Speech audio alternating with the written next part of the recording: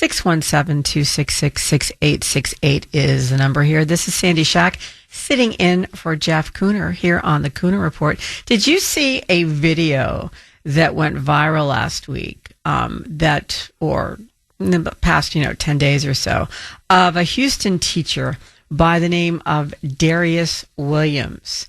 On the second day of the new school year in Texas, a Houston teacher by the name of Darius Williams, he teaches at the Wheatley High School in Houston, basically shared a heartfelt video on Instagram explaining his surprise at learning that some of his senior students lack basic reading and writing skills. And his post very, very quickly accumulated thousands of shares and comments. And in the video, you see this teacher who is just so horrified and flabbergasted, showing clear emotion while explaining that he gave his class a reading and writing task consisting of only 2 paragraphs and watched them struggle to complete it. I want to share some of that with you. Cut number 1, please, Mike. I literally broke down in the middle of class because I'm teaching seniors. These kids are leaving high school and going to college, hopefully, after they finish. We had 2 paragraphs to read, 1 sentence complete to write. I basically completed the sentence for them in the mind. These are 17 and 18-year-old kids,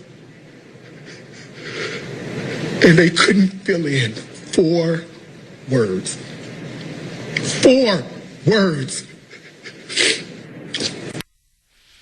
I mean, you can feel his pain. I don't have any children in the current school system, but I'm horrified at what he's talking about. And he had a little bit more to say. Cut 1A, please, Mike. I gave them the scenario. We annotated together. I gave them the answers before we even had the problem. And they couldn't do it. I don't know. I simply don't know where the problem is. This is only day 2, and I have seniors who simply cannot read and seniors who cannot write. They cannot write. They can reason. They have the ability to defend their reasoning if it's talking to their homeboy, but applying that to a written text, 2 paragraphs, they couldn't do it. Our young black men, our young brown men, our young black girls, and our young brown girls.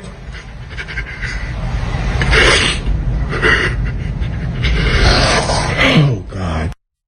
Yeah, and I would make one addition to what he said. It's not just minorities that are having this problem. It's kids everywhere. And the Houston School District issued a statement after this video went viral, trying to, put a shine on a sneaker. Their statement said that it's the beginning of the academic year, which allows educators to assess students' strengths and weaknesses, to identify who requires additional support. And they said that this particular school has students needing such assistance, and they're committed to continuing collaboration with teachers and administrators to deliver it. Bully for them. But here's the thing I would point out. These were senior students that this teacher is talking about. They're seniors. So they've been in this school district for a while. These aren't freshmen coming in from someplace else. These are seniors. These students have been in this oh-so-understanding school district for a number of years already, and they can't read, and they can't write. So I'm not so sure that their commitment to continuing collaboration with teachers and administration is going to deliver anything to these students, given the fact that, you know, they've been there for a while already. So I don't think this is a problem isolated to one Texas school district. I think that there is a problem that's national in this. In Nashville, Tennessee, two Metro Nashville public school teachers say administrators directed them to change failing grades so that the district's performance would look better on paper. I mean, wow. And one of these, Samira Hardcastle, she's an 8-year art teacher at the John F. Kennedy Middle School. She was named the school's Teacher of the Year for 2025-2026, so this past year. And she was also recognized as a District Blue Ribbon Teacher of the Year. And she's been so disgusted with what's going on that she resigned in May. She described in her resignation letter what happened, what was the final straw for her. And she said it was grade fabrication. And she believes that such changes make district performance appear better than it really is. That's why the school districts are asking teachers to change grades. And she warned that the numbers were being skewed to protect the district instead of help or protect the children. And I as a kid, if you're 10 years old in a middle school or 12 or whatever, you're hoping for grade fabrication. But when, you get to college or when you get to college age and you're applying, you're kind of happy that it didn't happen, right? But this school district doesn't care about the future of their kids. What they're doing is basically trying to make themselves look like they're a successful school system when, in fact, they're failing. Now, Hardcastle says that the district leaders asked her to fabricate grades for a parent who sat in the office for hours until her daughter's failing grades were changed. And Hardcastle says this creates a false entitlement. And she asked a very pertinent question. She asked, what happens when these kids lie, cheat, and cry their way through school and end up as future doctors, police, or politicians? And she came out because she wants the public to also know that besides this problem with the fabrication, that the schools are now being filled with uncertified teachers. She said that Human Resources withheld money from her paycheck as well as others, and then they sent out an email saying they had to do that to pay other employees. So they're screwing around with the teachers that exist. They're hiring uncertified teachers. They're fabricating grades. And the school district says, of course, oh, don't be silly. We don't do this. And she said she also wanted to call into account that the school districts are claiming that there's been a decline in behavioral issues in the Nashville schools. And she says, no, there hasn't. There has been no decline in behavioral issues. We are just stopped now. We're banned now from reporting them, forcing us to keep disruptive students in the classrooms. This is the conditions that they're not just in Tennessee. They appear to be in Houston. They appear to be in a number of places, I believe, from what I can see. So this should really chill you to the marrow of your bone, because this is the future of our country. This may be your personal future, given the fact if you're relying upon your children to help take care of you when you get older. So Hardcastle basically asked a very basic question. When will you stop prioritizing parents' feelings and the district's feelings over the safety of our teachers and our students? And I think that is a spot-on question, because I think there are very few school districts that are not guilty of this particular issue. And she's not the only teacher to make these claims, by the way. There's another one at another high school, also in Tennessee, Diana Wills. She's a former math teacher. She faced the same pressure. Administrators told her she had to pass failing students with D's because she allegedly hadn't alerted parents to the failing grades as required by district policy. She refused. She refused to do it. She's like, I'm not changing the grades. And there are emails that support her statements. You can see what happened in a chain of emails. And she says, what is being done here is unethical and could very well be interpreted as illegal. And the administrators were latching on to a vague line in the policy so you could cook the books to have the data look the way you needed it to. One student had been told repeatedly to make up exams and never did. And nothing happened to her. Nothing happened to her. And then the district suspended the teacher, Diana Wells. Doesn't this strike fear into your heart over what's going on in our school system? This was the school district's response. What does our country's future look like when the upcoming generations can't read or write? I mean, doesn't that just strike you with horror? It does me, to be honest with you. Here in Massachusetts, 6 out of every 10 kids cannot read or do math at 8th grade level. I can't even wrap my head around that. Parents should be outraged at this, but there's a bunch of recent surveys that were conducted by the MassInc polling group that indicate they're generally satisfied with their children's education. How can that be? How can you be happy that your kids can't read or write? The only people that would be happy about that, I'm thinking, are people who can't read and write themselves. I mean, I don't understand.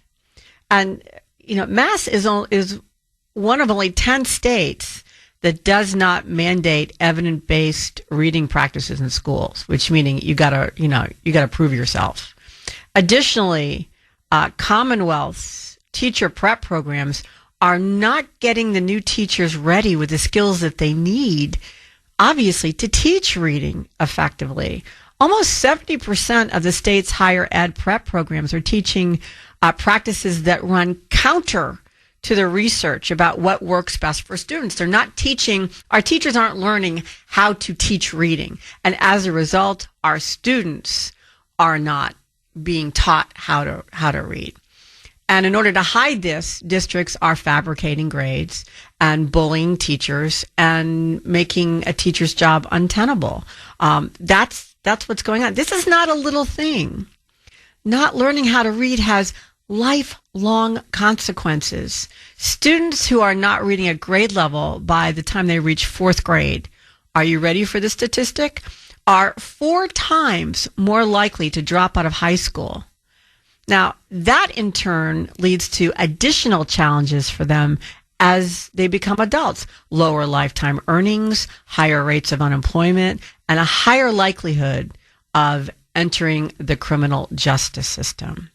You know, the impact of low literacy rates has sweeping economic and social consequences for our entire country. Not just for the family who's turning out somebody who can't read or write. You know, how did our education system get into such a corrupt, ineffective state? That, to me, is the biggest questions. American students are in a learning recession. As the statistics that show that the math and reading levels are declining. They're just bottoming out. A Pew Education scorecard that was released this past spring paints a very, very troubling picture. Researchers from Harvard, Stanford, Dartmouth said that U.S. schools have been in a learning recession since 2013. That's years before COVID, can I point out. Math and reading scores have been falling in all that time. So you can't blame the pandemic and the isolation that we went through during the pandemic for these falling scores. I wish you could, because, you know, what they did to the schools was atrocious. But the problem started before then.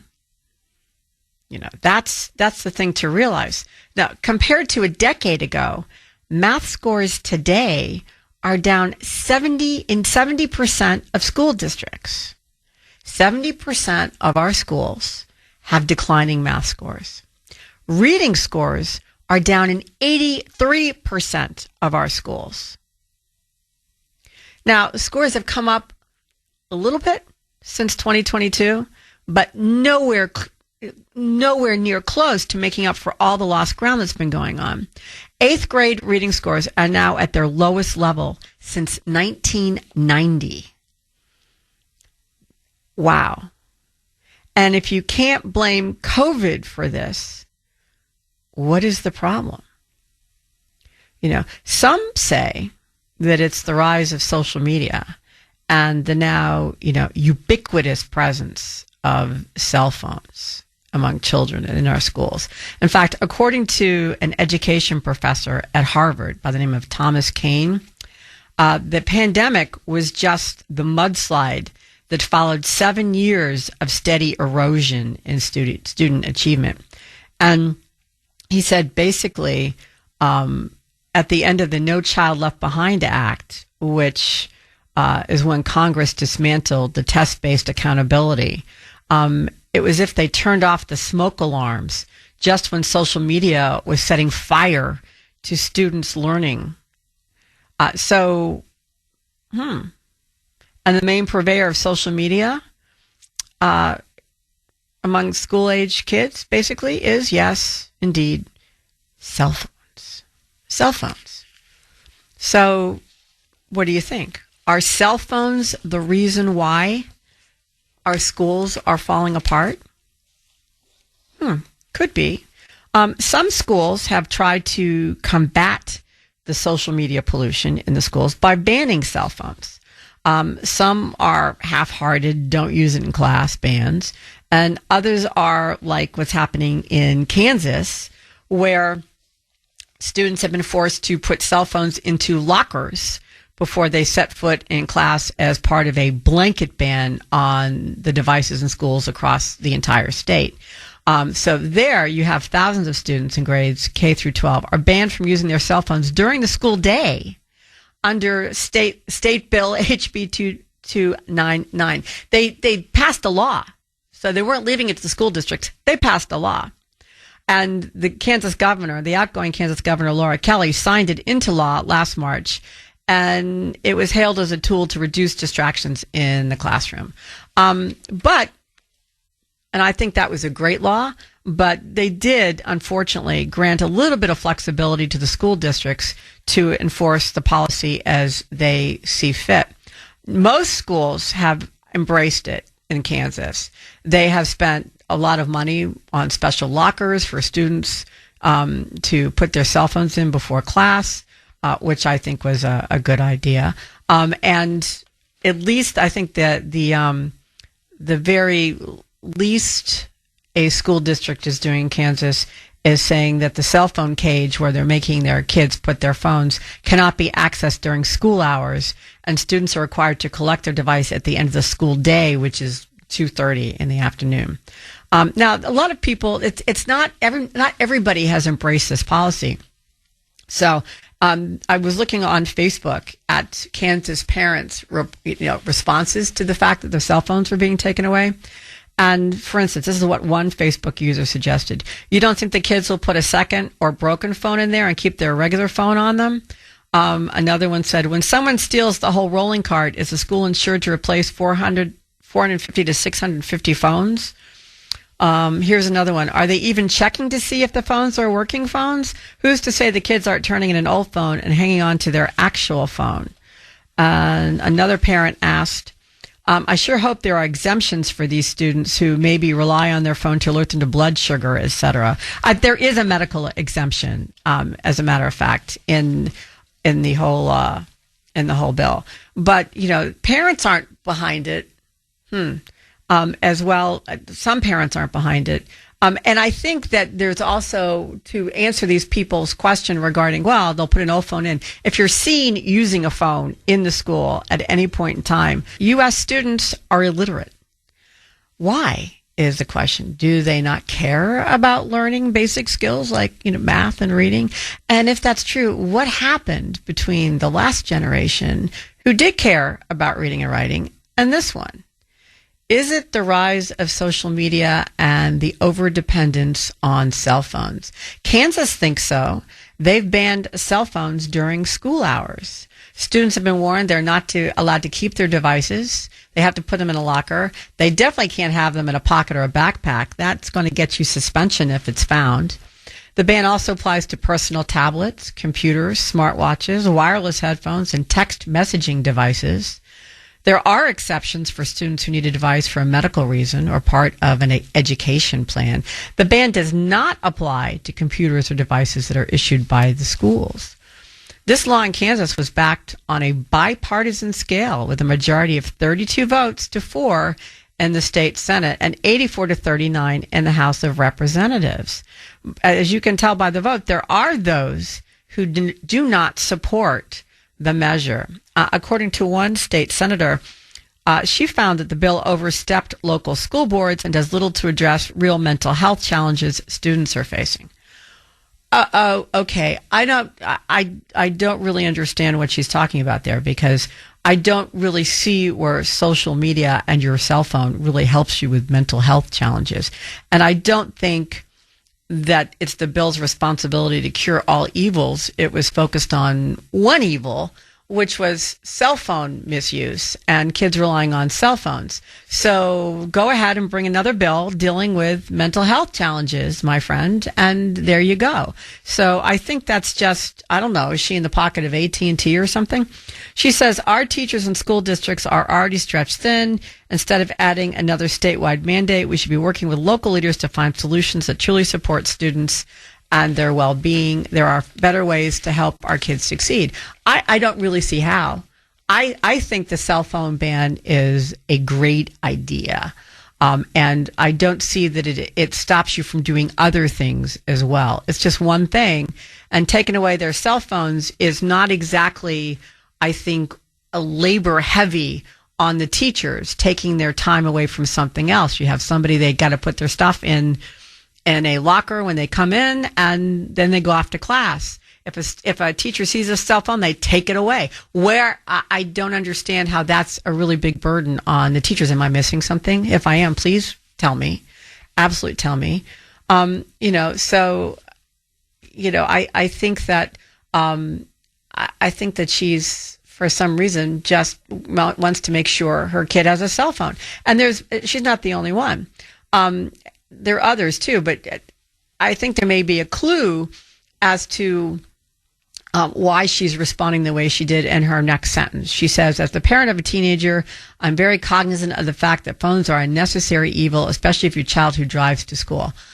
Okay, again, I think we have a clue there. We have a parent who doesn't want to put up with their kid bitching about their cell phone because nobody says her kid can't use a cell phone to drive to school, or in the car, or before she walks to the door, he walks to the door of the school. It's when they're in the school, not in the car, that they have to lose the cell phone. So that's nonsensical to me. I think this is somebody trying to make excuses who is kind of being a helicopter parent, wants to be able to reach their kid 24 hours a day. And, when they're in school, my parents survived without being able to call me on the cell phone when I was in school growing up. I don't know about yours.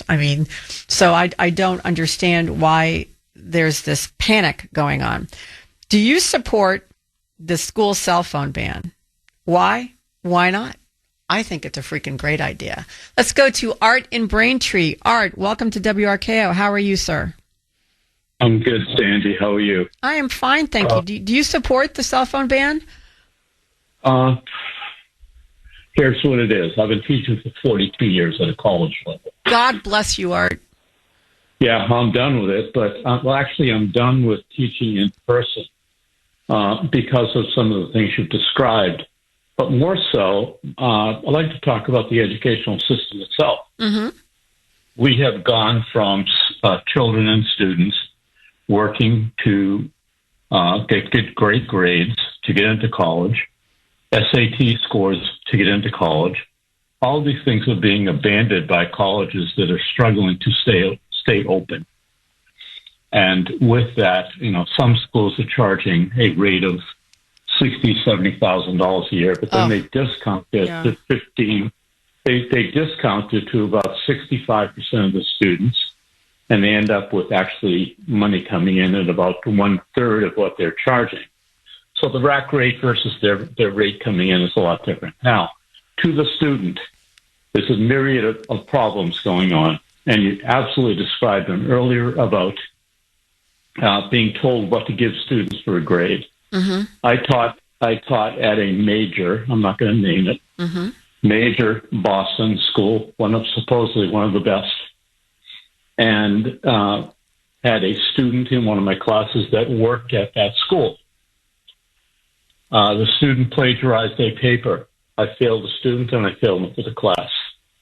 I was brought into the dean's office and said, "What's the story?" I explained when I was working on my final grades, that student had received a B.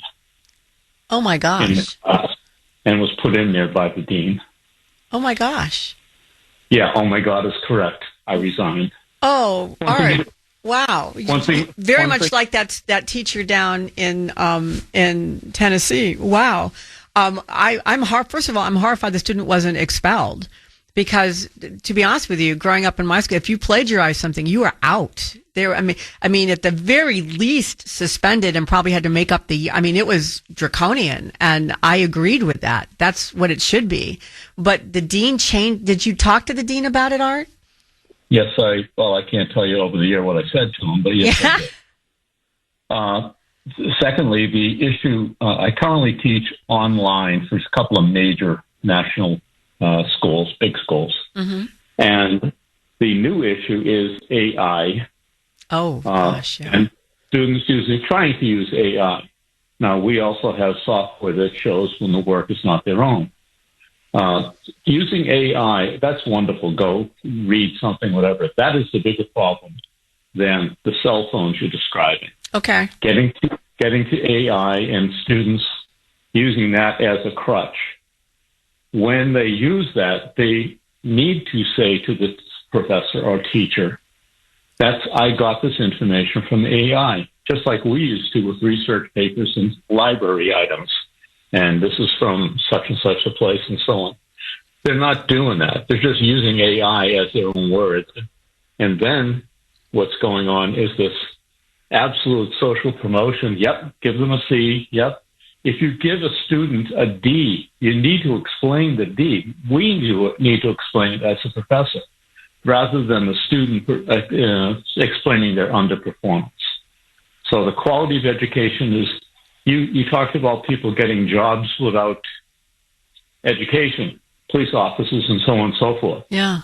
There's a big push going on now in hiring people to hire without resumes. Let's be fair to everybody, so on and so forth. We can't, the word is not even to check their background, check their references, whatever. Art, if they're applying for jobs without resumes, how is it that you're choosing between candidates? How do you know who's the better fit? You don't. Wow. And you be careful what you get. So be careful. Everybody needs to be careful what's going on. And I'll hit you with the last problem that I have dealt with over the years. Mm-hmm. You said helicopter parents. Mm-hmm. There are parents out there today that are still doing the students' homework for them, whether it's high school or college. The parents are doing the work. The parents are handing it to the child to submit it to school, and that's where it is. I have had parents call me with a student 19, 20 years old. Parent call me and say, I did not understand your question here, or what the purpose of that question. Ma'am, you did not understand it? Are you Susie Jones? No, I'm her mother. Well, under the federal law of FERPA, I am not allowed to discuss your student's work because she's over the age of 18. Very nice speaking with you. Have a great day. And if I'm going to deal with parents doing children's homework, mm-hmm. how does that prepare a student for their future?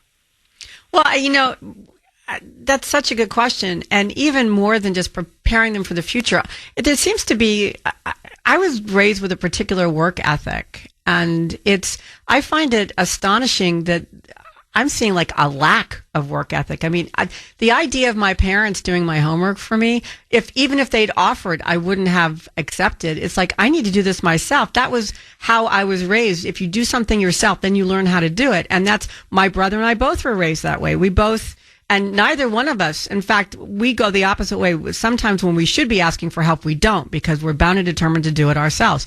And that's how we were raised. That seems to have disappeared out of our culture in the last few years.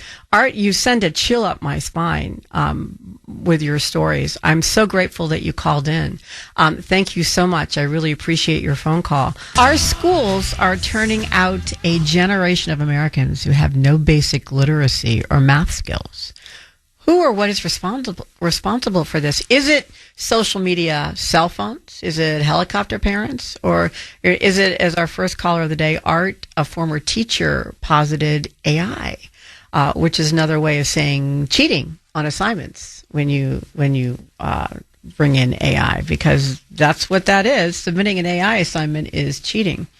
The early evidence, according to our Harvard professor, Thomas Kane, who I was discussing earlier, is that the effect of cell phone bans is only having a modest effect on student achievement. It's in Kansas, where they've banned cell phones, in schools where they've banned cell phones, things are better, but not by a huge amount.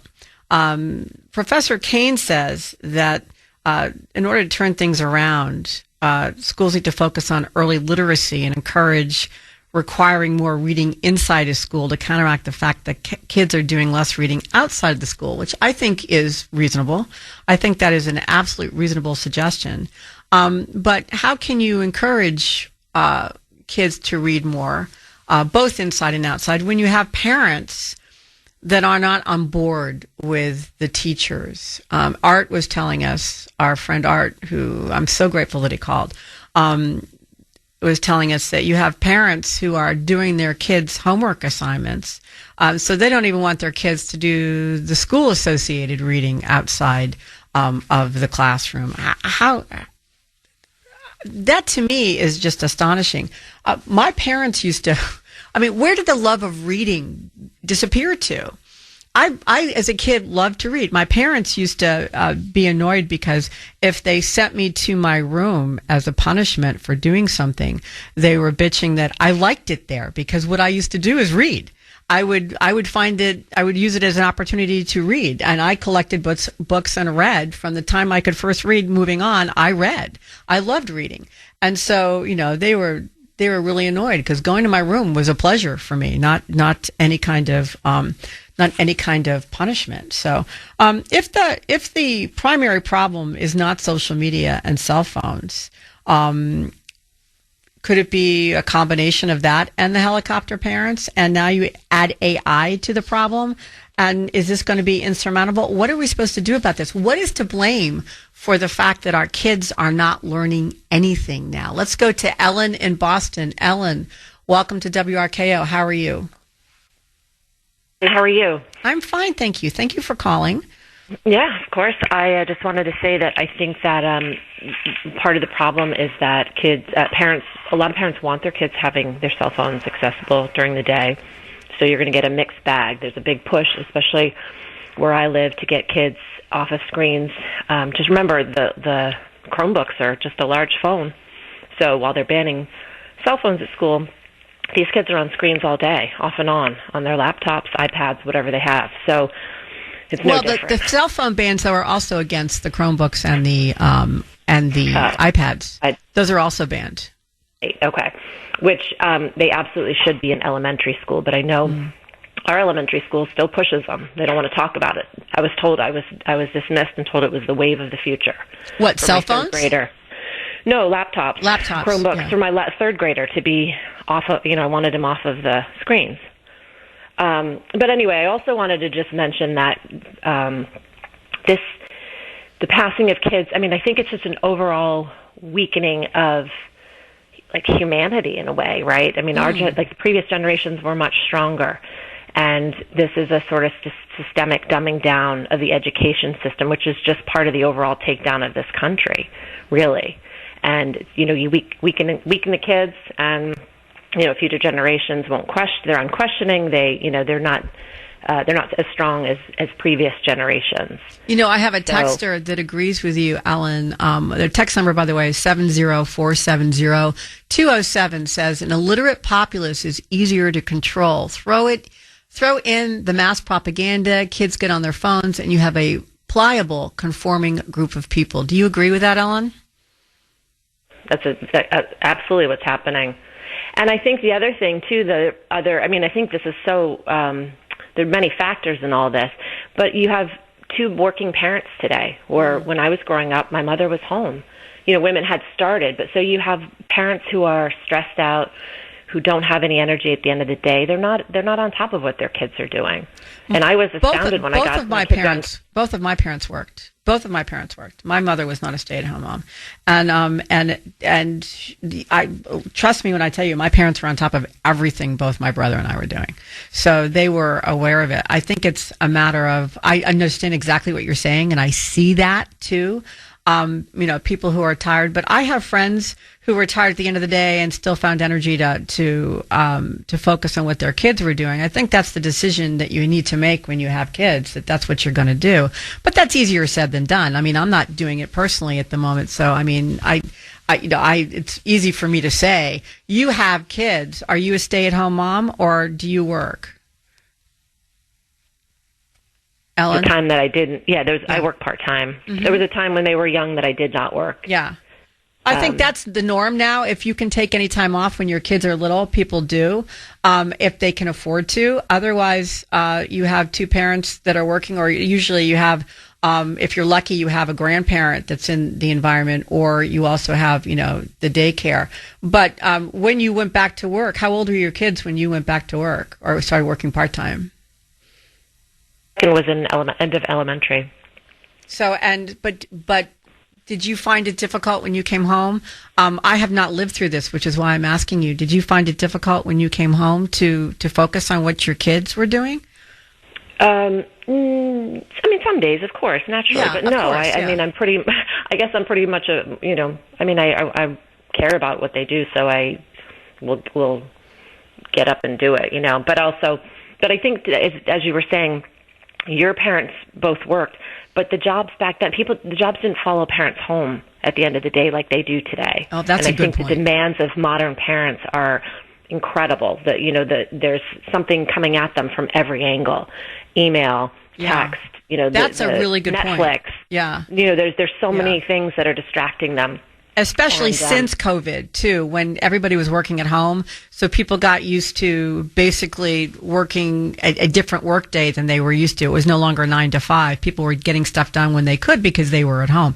And I think that has changed how people treat the workplace and what, I work all the time. I mean, I work... after the show, I may take a couple of hours break, but then I go back to work and I do work for another, a few hours, and I may take another break. Then I work for another few. I mean, that's basically what I do, whether I'm here at the station or whether I'm at home. I work all the time. And so I think what you're saying is absolutely correct. I think a lot of people do that now. Without a doubt. So I think that's just taking away from the kids. Yeah. And, I don't know how that changes. We don't really change it.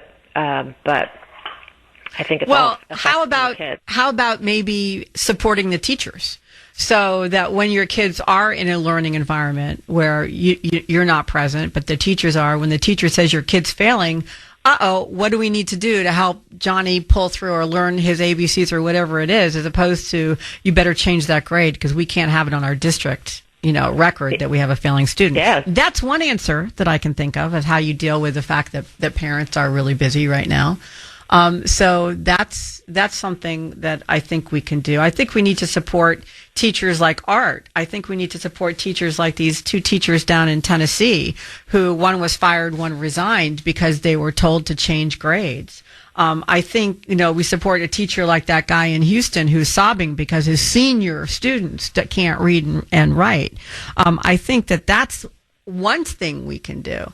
But we got to figure out something, because our future is pretty bleak if our future is in the hands of people who can't read or write or do basic math. And you see the effects of, I forget what it was, Ellen. I was in a fast food place the other day, and I was looking at the cash register, and it was pictures. It wasn't, it wasn't numbers. It was pictures. It was like McDonald's or something. And, there was a picture of a Big Mac. There was a picture of fries. There was a picture. And that's how the cashier, basically figured out what the bill was. And she did it accurately, too. But it was based on pictures, not numbers. I mean, there wasn't like, 255, no numbers involved. And so, she did have a little bit of a time counting, by the way, and if you're using a credit card, that's not a problem, is it? If you're using a debit or a credit card, which almost everybody does now, then you don't have to you're not giving back somebody change. When the few times I use, I use cash maybe once a week, and that's at a vegetable store near my house. I go to this vegetable and fruit stand, which I adore, and they're cash only. And there they have to make change. And I've seen some people there struggle to do it. And it's like, I'm like, all right, it's okay. Why don't you keep the change and put it in a tip jar they have a little jar, not a tip jar. It's a jar for people who don't have enough money at the fruit stand. And like, if you don't have exact change, or you need, if you're shy $1 or whatever, they have a little bowl for extra money that people put money into for the next person if they don't have enough money. But those people need to make change, and they can't always do it. And this is, imagine, are we going to have no nuclear scientists anymore? Are we going to have no more engineers? Are we going to have, because that's what the future looks like if you can't read or write. So I am pretty frightened by this. How about you? Well, I want to go back to the schools. What's going on with administration that they pressure teachers to not fail kids? So who's dictating all of that, and why are they so afraid? So this is what we need to be asking. Why are they so afraid? That is such an excellent question. That is absolutely the question that needs to be asked, Ellen. And I so appreciate you bringing it up. That is the question that we need to ask. And that was actually where I wanted to go next with this. So thank you so much for the call, Ellen. I appreciate it very much. Good luck to you and your kids. The number is 617-266-6868, 617-266-6868. When a call drops off, it means a line is opened up for you. The question that Ellen asked, I think, is superb. It is, in fact, what we need to find out. Why are teachers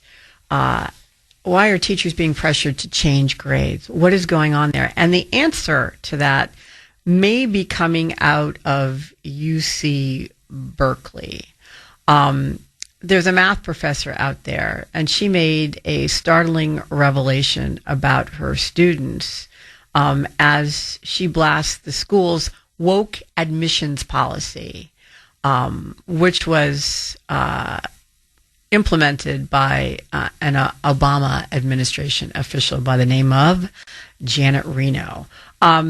So Berkeley is one of the nation's most rigorous colleges. But the problem is, it used to be really high level, very, very high level school, very difficult to get into. Now it is full of unqualified students. And one of the reasons why we know this is a calculus teacher came forward with, in my opinion, a pretty stunning revelation. Her name is Vedlina Stenkova. She's a professor of mathematics at UC Berkeley, and she wrote this op-ed in the San Francisco Standard just about a week ago, excoriating the university's woke admission standards, which were implemented by then-President Janet Napolitano, who, as you all know, used to be the Attorney General and then moved on to this particular university. Back in 2020, Napolitano, who also served as Homeland Security Secretary under Obama, worked with a task force that urged the school to phase out SAT and ACT scores because, she had equity concerns for the university. And the regents voted to make the testing optional. And so that's what Janet Reno and the Obama administration in absentia brought to UC Berkeley, which used to be as difficult, if not more difficult, to get into than Harvard. Due to this policy that they did, Stanikova noted that because kids are so far behind in mathematics, she has to spend her time teaching middle school math to them. I didn't say high school. I said middle school math. She says that some students are 5 to 8 years behind in mathematics. Office hours that should be spent discussing integrals instead become lessons on fractions and basic algebra that students I learned in middle school. And the New York Post did a piece on this. And they were talking about how UC Berkeley has one of the lowest acceptance rates of any public university in the entire country. They only admit 10.5% of their applicants. But they discovered that the school's admissions policy is far more forgiving of certain high schools, including one where 94% of students flunk the math. So this is what the New York Post said. A San Francisco high school where students get top grades simply for showing up now has the highest acceptance rate in the state to the prestigious University of California, Berkeley. As critics blame rampant grade inflation and rock-bottom standards for a surge in ill-prepared students who end up dropping out, Mission High School had a 45% acceptance rate into Berkeley, with 34 out of its 76 applicants gaining admission. That's way ahead. The state average is 15%. So any high school will have 15% accepted by this particular university. But here's the thing. So you've got 76 people applied out of the school. Half of them basically were accepted. But keep in mind that half, that's 34 people, only 70% of Mission High's 11th graders scored proficient in English, along with only 6% scored proficient in math. So only a tiny fraction of those 34 people could read and write and do basic math. Yet 34 of them are getting into the university. They can't read or write. They're getting into UC Berkeley. You know, there are students across the country with near perfect test scores who Berkeley rejects, yet the school admits kids who are not even basically cut out for college because they can't read or write. Is this basic fraud? Is this a prime example of why our education system is failing? I mean, this is not just affirmative action admissions here. This is full-blown wokeism perpetuating a broken education system is what this is. These students are being let in because it's the woke thing to do. If students don't have to work to get into their school, why bother to work? This is, in fact, the dumbing down of the middle schools. Then it turns into the dumbing down of the high schools. Then it turns into the dumbing down of colleges and universities, and eventually of an entire generation. Does it seem like a bigger problem than social media, cell phones, or AI to you? I think it is. I think what we've got going on here is the fact that wokeism and DEI has taken over our schools, and the administrations are the ones that are promoting it. And that is why, to answer Ellen's question, in my personal opinion, is what we have going on here. We have administrations more concerned with keeping their stats up, and that's why they're pressuring teachers into changing grades and not teaching. I think we have a teachers union that's more concerned with DEI and political issues than they are with teachers' welfares or students' welfares, to be more important, because isn't that what it's supposed to be all about? I think that is why you have administrations who are more politically oriented than teaching oriented. And they don't care if they crush teachers. They don't care if they have illiterate students. That's what I think is going on. Maybe you think I'm wrong. Matt in New Hampshire, welcome to WRKO. How are you, Matt? I'm good, Sandy. How are you? I'm fine, Matt. So what do you think is causing this disintegration? Well, the cell phones being in the classroom, it's obviously it's a problem. The cell phones and the internet in general. I have children of my own. That I got a 12-year-old and a 15-year-old, and you can see the change. And unfortunately, they were basically introduced to the internet and having their own tablets, and then COVID hit, and it was everything kind of spiraled out of control there. From there, you know, it's a difficult. It was a very difficult time to have an adolescent. I can imagine. I feel for you. I mean, I don't think there's any good time to have an adolescent based off of. Okay, you know? yeah, that's a reasonable statement. Yeah. Anyway, so I think a bigger problem is, and what you had talked about, that teacher in Tennessee and the other teacher who called in, the first caller. One of the big problems is that teachers, when I was in school, I'm 45. When I was in school, teachers had command, and I'm specifically Mrs. Cullen. Mrs. Cullen was basically the meanest teacher in the school. Yeah, for me, Matt, I had Sister Janetta. She was fierce and scared the crap out of me. Anyway, go ahead, Matt. Yeah, so understanding things as I do now, she was literally the best teacher I ever had. Without her unwillingness to accept my failure, I would never have made it through high school. And my brother, too, my brother broke his right hand in the 6th grade, and Miss Cullen didn't want to hear excuses. To this day, my brother can write legibly with his left hand. God bless him.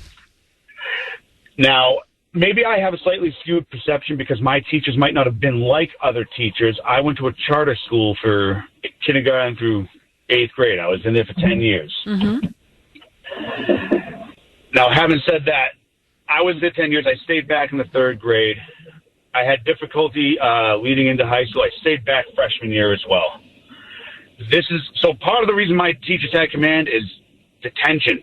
Well, do they do detention in schools? If they do, it's not like it should be. Detention was was a tool that a teacher had. And I've had this conversation with my children's teacher, and about staying back too. Yeah. I literally I gave the school permission to hold my child back. Her grades were abysmal. Yeah. Like, we're talking in the 20th percentile, all classes for years on end, and it just kept moving her along. And it's not that she's not intelligent, it's that she just, like you said, was not doing the work. Yeah. She literally just wasn't doing the work. And I told him to hold her back, and then this lady spat out a couple of statistics about children who stay back. And then children who stay back twice, oh my God, they almost never graduate. And as somebody who graduated in the 14th grade, I find it highly offensive. Yeah. Some students struggle to learn, and in order to get them to learn, they need the extra time. They need the plus. I would think, Matt, and I'm gonna ask you to hold on because we're gonna go into a break, and I want you to continue what you're saying. So please hold on through the break. But also, I would think that, and I'll ask you to respond to this on the other side, that if you tell if you tell your daughter that you've given permission for her to be held back, I would think that the idea that you're going to be separated from your friends at that particular age would be a pretty high incentive to maybe get your ass in gear and start reading. And we were speaking with Matt from New Hampshire before the break. He says he's seen this up close and personal with his own kids, and he had to fight for their education. I'm sorry we were interrupted, Matt. Please continue. Quite all right. You got to pay them bills. Yeah. So my daughter is now in high school. She's a freshman. She's about to be a sophomore. But the problem still persists. It's not that she's not intelligent. Her and I try to explain to her that everything she's going through, I went through. I struggled learning too. I think it's great that you picked up books and read, Sandy. I wish I could have done that, but reading was so difficult for me. And it really took a book to suck me in. It wasn't until sophomore year we read Lord of the Flies, and I was like, wow! Like I was into the book. I enjoyed it. So it took that kind of an experience to get me to read, though. I understand. Then, I understand what you're saying, Matt, because I mean, I was a reader, but I also have dyslexia, and my dyslexia actually affects mathematics and depth perception and shapes. And I had a horrible time with physics. I had a horrible time with geometry. And what turned things around for me was a teacher who understood what my dyslexia was and helped me figure out workarounds. That's what made the difference to me, was a teacher who cared, who was not afraid to say, you're going to fail this if you don't get help. What's going on? And then was happy to give me the help. That's basically what turned things around for me. So it's an engaged parent, an engaged teacher. I think that makes the difference. And you are a very engaged parent, which I think is the reason why your kids are doing well today. I mean, that doesn't mean that you're not going to struggle with things, but it means, there's somebody who's going to help you do it. And I don't mean do it for you. I mean, help you do it, which it sounds to me is like what you were doing, Matt. The whole failure thing is that kids have to know that they can fail, and it's part of life, and they don't learn failure as children. It's very difficult to accept as an adult. Yeah, absolutely. So it's something that's part of it. Well, we learn from failing, like right, Matt? Isn't it really failing that teaches us things? And if you don't ever fail, if you have all the road bumps taken out for you, you're never given the opportunity to fail and learn from it, you don't learn. And I'm not just talking about reading and writing, but you don't learn how to deal with people. You don't learn how to deal with problems. You don't learn what's going to work for you in the future because you haven't learned what doesn't work for you in the future. So I think that's very well put, Matt. Absolutely. Yeah, like I said, I've spent a lifetime making mistakes, failing. It's still doing parenting is part of a lot of failing with parenting too. Mm-hmm. So it's like it's very difficult in this day and age. These children think the internet. Like I said, the internet thing is very. I probably wasn't as.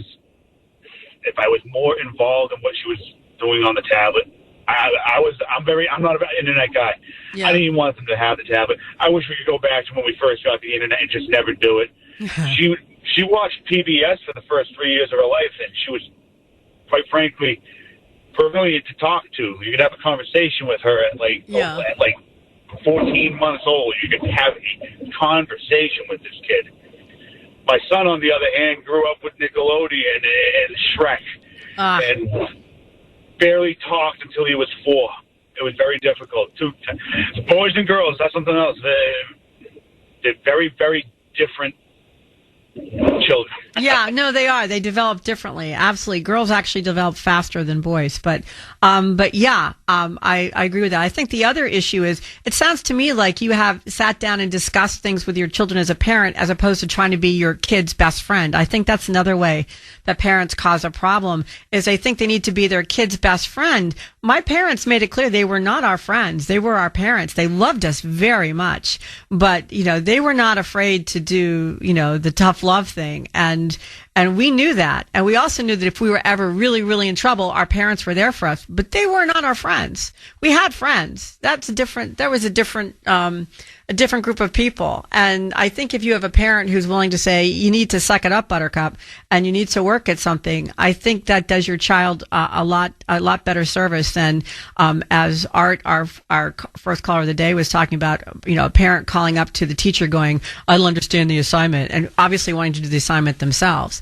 And I don't think that is doing your child any service whatsoever. So it sounds to me like, I understand you say you've made mistakes as a parent. What parent hasn't? But it sounds to me like you've really given it a good shot, Matt. So thank you so much for the call, and I wish you much luck with you and your kids.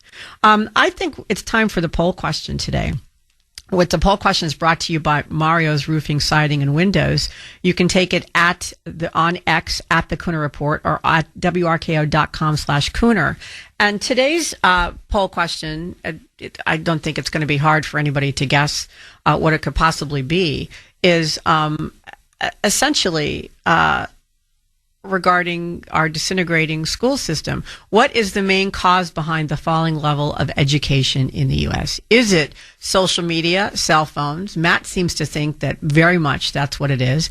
Or is it woke ideology, which is what's starting to happen in the schools when you have schools that are focused on protests and political issues as opposed to teaching kids? And the focus seems to have shifted. So that's the whole question. Currently, as I said, you could take it on X at the Kuhner Report or at WRKO.com/Kuhner. 27% say social media, cell phones. 73% say woke ideology. What do you think? What do you think is the bigger cause of what's happening here in our education system? To me, I think they're both to blame. I think there's no one single cause. But I think that if I depict between those three, and nobody's voting for AI yet. AI is, I think, so new on the horizon. I think it's absolutely bringing up cheating in schools. People are turning in AI essays and reports as opposed to doing them themselves.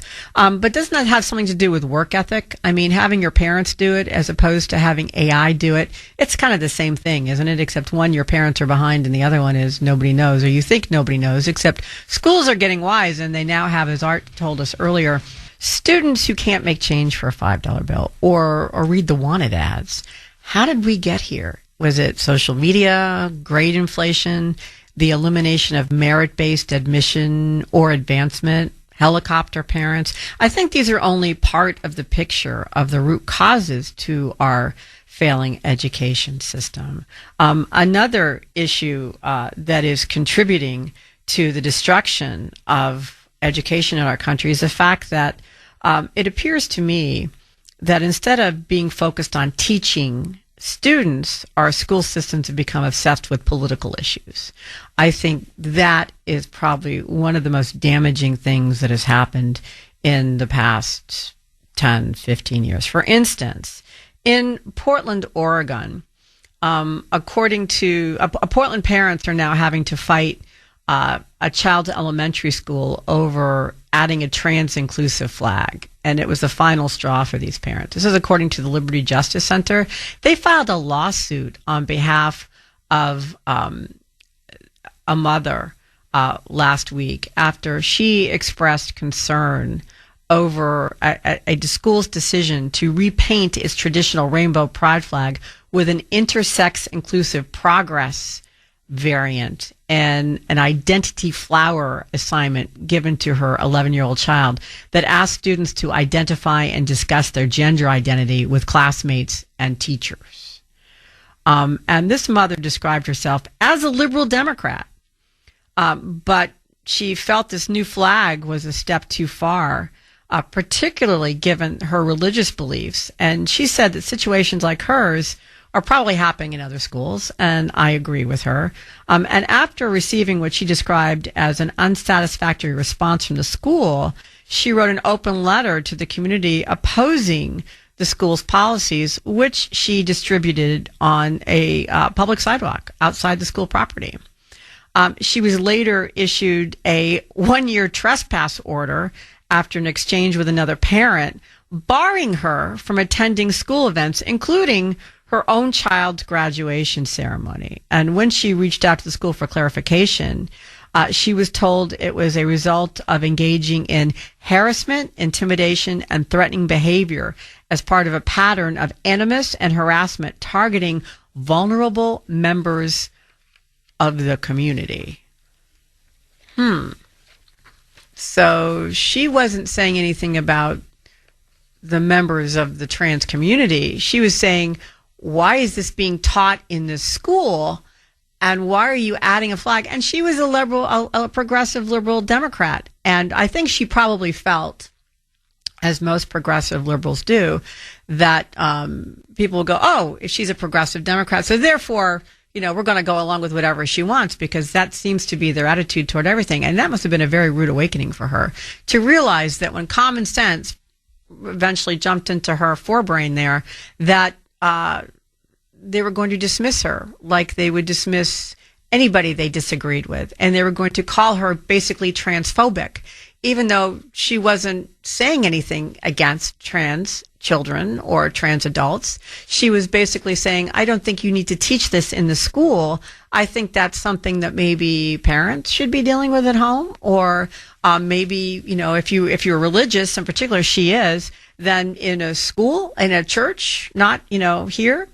In reality, it would appear that the school has violated her First and 14th Amendment rights by stifling and retaliating against her speech, criticizing their policies. But isn't that what wokeism is about? Let's crush anybody who disagrees with us and make sure that our opinions are the only ones that are heard. That must have been really a shock to her.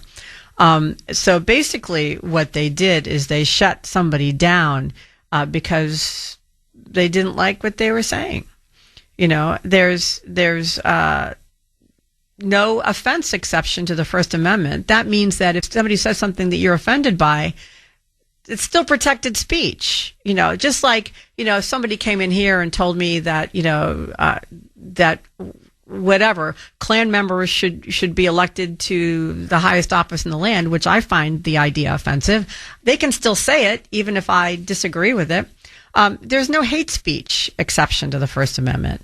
There are made up words, made up things. And so really, what the school was doing was insidious because it was violating somebody's First and 14th Amendment rights. And not because actually they were offensive, just because they disagreed with them. Even if they're offensive, they have to let them say it. That's pretty impressive that a school is doing that. A school is promoting a political agenda over education. Is this happening in the schools in your area as well? In a school where either you teach or maybe your children go to? Because I think this is insidious, and I think this is one of the primary reasons why our school systems are falling apart. Let's go to Susie in Georgia. Susie, welcome to WRKO. How are you? Good morning, Sandy. Thank you for taking my call. It's always refreshing to speak with you. Thank you. I feel, and I know this is going to sound like a conspiracy theory, but I feel it's a culmination of a lot of facets involved here. It's a huge circle, and a lot has fit inside of it. I think the center target, believe it or not, is our Constitution. Mm-hmm. There's been a deliberate dumbing down of America for quite a few years, probably like about at least 20 years, maybe more. There's no accountability, and there's always... It started with everybody gets a trophy for doing nothing. You're going to get a trophy. You woke up this morning and you're breathing. You're going to get a trophy. I think it comes back to also the World Economic Forum, the WEF. They want a one world order, basically communism. And what is standing in their way in the United States? The United States is not conforming. If you look around the world, the United States is not conforming. And what is standing in the way? Donald Trump. Our Constitution. Yeah. But no, I agree. He had, excuse the expression, but he had the balls to stand up and say enough is enough. Mm-hmm. But no, basically, it's our Constitution. Our Constitution is 250 years old. Go to another nation in the world and find a Constitution or something similar that has withstood this amount of time, and it's still going strong.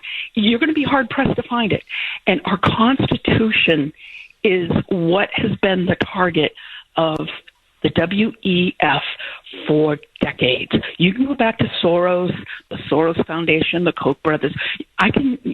We all know about the Davos 1700 and how they want to change America, the great experiment. But you know what? It's time for everybody to wake up and realize that the World Economic Forum is not the solution for America. We are a unique, independent nation, and we work together. But you know what? Our foundation is our Constitution.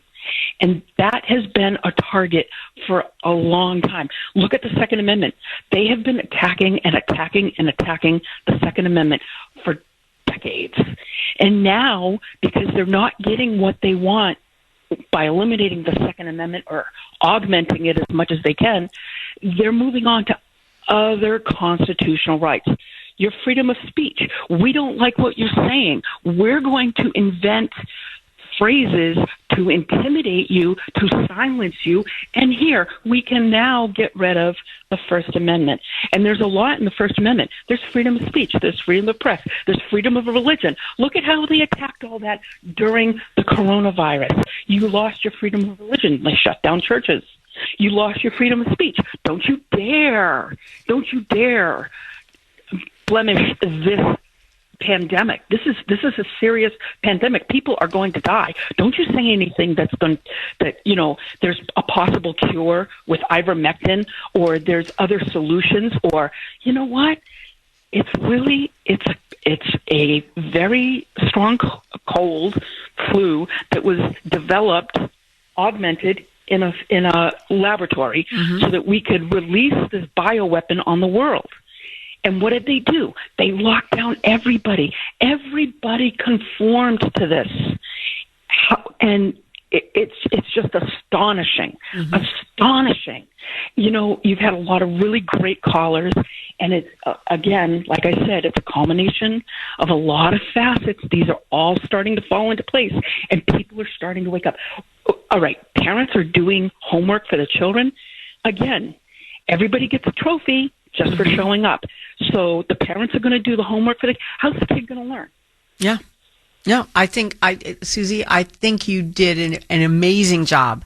School administrations across the country seem to be more concerned with political activism than they are with teaching. And Susie from Georgia, our last caller, says this started really with the elimination of competition in our schools, the everybody gets a trophy syndrome.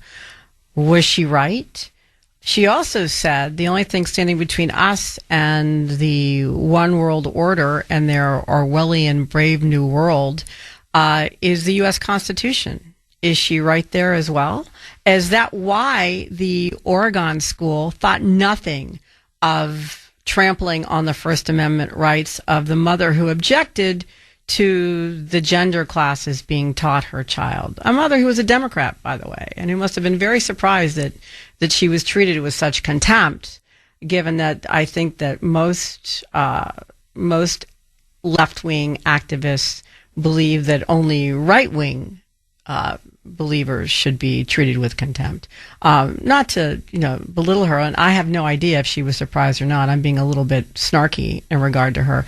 But I found it very interesting that she was not a conservative, that she was, usually it's the conservatives who have to pick up the banner. And it heartens me to think that there are Democrats out there doing this now as well. And they must be very surprised that they are treated with contempt by fellow Democrats. But I guess that's a schism within the Democratic Party we can talk about another day. But is that why that school system thought nothing of banning her from all school events simply for saying, why aren't you asking parents about this gender class? I'm not comfortable with it.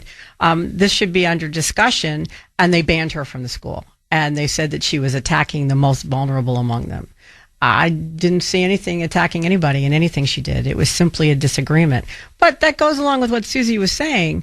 If the Constitution is what is protecting us from a complete takeover by the one world order people who have made huge inroads in Europe, who don't have the Constitution to protect them, then is this the beginning or maybe just one more sign of the attack on our Constitution?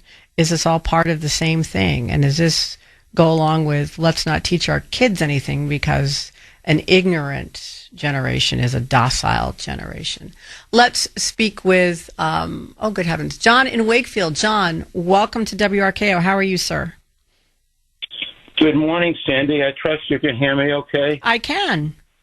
Okay. Well, thank you for taking my call. I really appreciate this. I always hesitate of speaking because sometimes I think, who do I think I am? But, experience is what it is, and I just want to give you a little background and a little confirmation of what you're talking about. I'm conservative. I admit that. I'm a former school teacher, and I started back in 1968. Wow. You know, when, in my opinion, just kind of a preface here, when prayer was taken out of the schools, when we got to the point we took the Pledge of Allegiance out of the schools, I'm going to use your word. Yes, it was insidious. I think that wokeness started a long time ago. Mm-hmm. We had this notion of Woodrow Wilson, progressiveness. That was the virus that hit us back in the 1917 or so. But that, as an introduction, I just want to be able to say that my background, I was in the school for 11 years, from 68 to 79, and that's when Prop 2.5 hit us. And a lot of us who were in the educational scene tried to make a difference. I was a teacher in the classroom for 5 years and became a principal for the next 6. I was a very young guy, and in my late 20s and early 30s, thinking I knew a lot more than I did. I admit I was kind of cocky? One of those ignorant types. Excuse me? I was going to say you were kind of cocky, maybe? Well, I wasn't cocky, not so much, but I think that in youth, you think you know more than you really do. Well, that's what I describe as cocky. That's kind of what I think of as cocky, yeah. Very good, yeah. Very good. I guess I have a new description of my personality. Sorry, John, for interrupting. Go right ahead. I hope that's not the situation now. But in any event, I think I have 2 or 3 points if I could just offer them. Go right ahead. Yep. I think as an administrator, I returned back to the schools in 2001. Mm-hmm. After I lost my job, I got involved in private industry and was a manager, was an HR manager and so forth. And I saw the industrial side of what it is to earn a living. But when I went back into the schools, I was there for about 8 more years.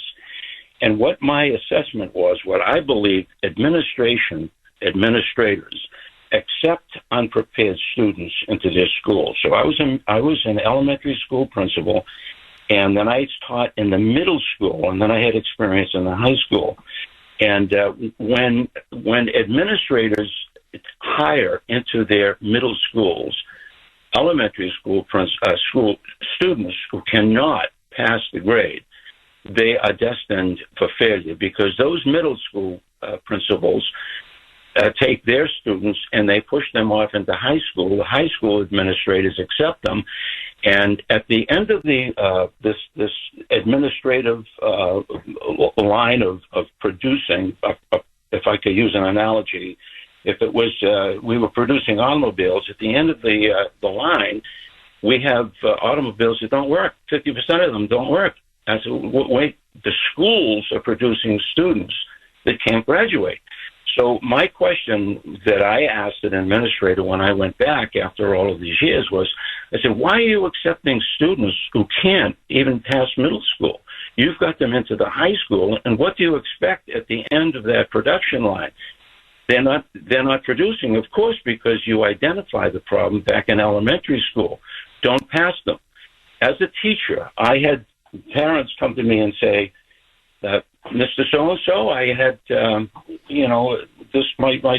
my daughter, my son had a teacher last year that gave them A's and B's in math. I was a math teacher. And I said, well, why are you blaming me that they can't pass this year's curriculum? Is it my fault? Or do you think that you ought to go back and ask the teacher last year, why did you give them A's and B's? Because this teacher this year says they're kind of a C and a D student. And so I think that administrators are accepting students into their schools inappropriately. Why do you think that is, John? Well, I think it's all politically. That's that motivation. Superintendents don't want to have their days ruined by school committees, personnel who will want to be politicians, who are saying, well, what's happening to our schools? Well, if you keep it quiet and you massage the numbers, well, my day is going to be a lot easier. I don't have to deal with that political pushback. I had one, if I can use an illustration, I had one principal walk through my classroom when I returned. I returned after all those years, having experienced life and having had been an administrator in my former years. And I was teaching, and he said to me, Mr. So-and-so, I just want to thank you for what you're doing. And I said, well, why are you doing that? Well, the MCAS came back, and our students last year who were doing so poorly, many of them are now meeting standards. Well, that's because I was a traditional teacher. I expected the students to come in and to learn. I was consistent from day to day. I wasn't up and down. My personality is not such that I'm going to be in a good mood today and a bad mood tomorrow. But I said, look, I'm here to teach. You're here to learn. And fast forward, it was not about 2 years later that I had another assignment, and it was a one-year assignment. And I was approached by the principal and said, we're not going to renew your contract. Well, first of all, I wasn't going to accept it. But I said, well, why are you not going to rehire me? Because you don't have good classroom management. Well, I was dealing with delinquents who did not want to learn. Okay. And my attitude was, we are here to learn. My job is to teach you. Your job is to pay attention. I had one student say to me, Mr. C, I want to transfer out of your room. I said, why? Because I can't learn in here. There's too many disruptions.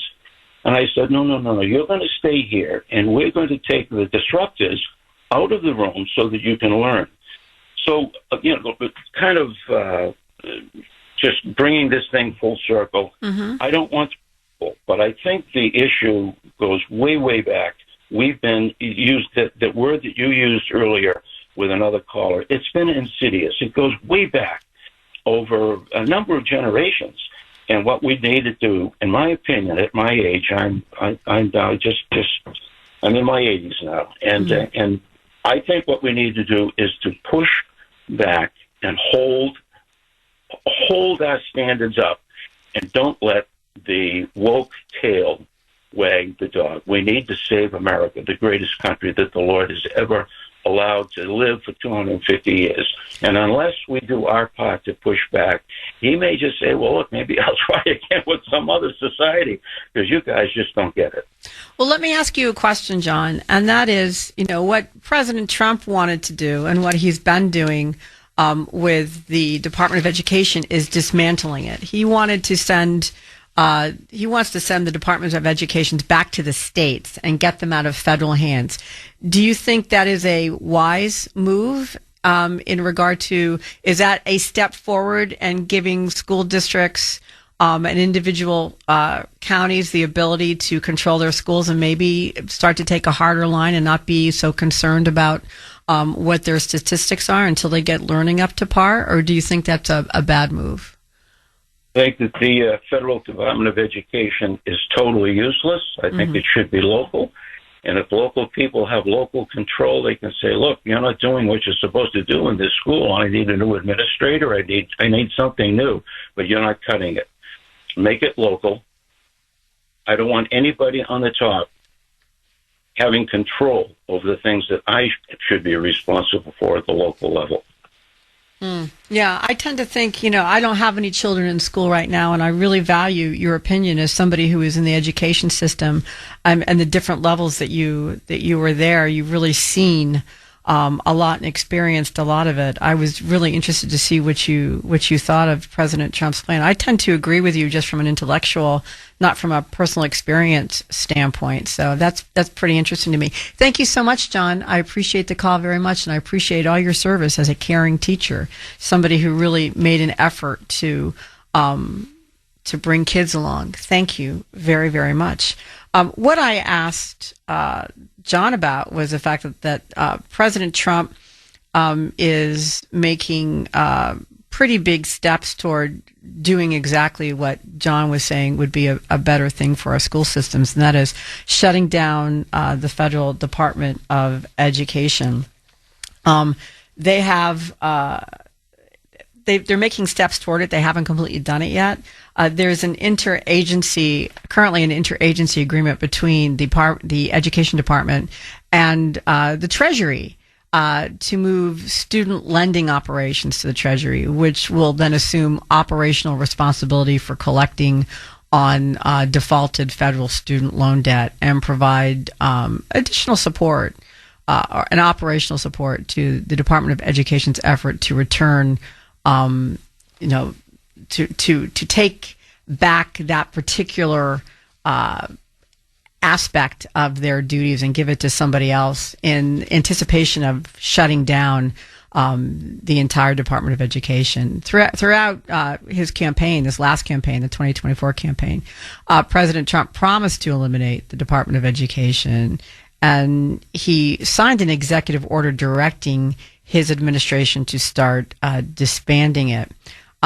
So basically, it's a shift in responsibilities, and it's significant. The one about student loans is significant because the previous interagency agreements have been very small. This is the first time this is a big one, and really shows that they're trying to shut it down. And I think that this is probably a good thing. I think that states should really have control of the Department of Education, and it shouldn't be federal.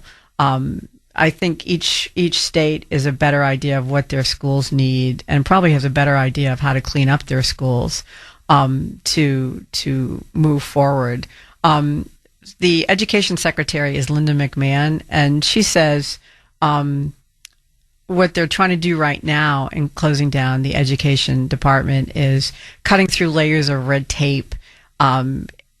It's an essential piece of their final mission in disbanding, and so they're partnering with different agencies to improve the federal programs within those other agencies, and to the point where you can turn over what's left to K through 12 education to the states themselves.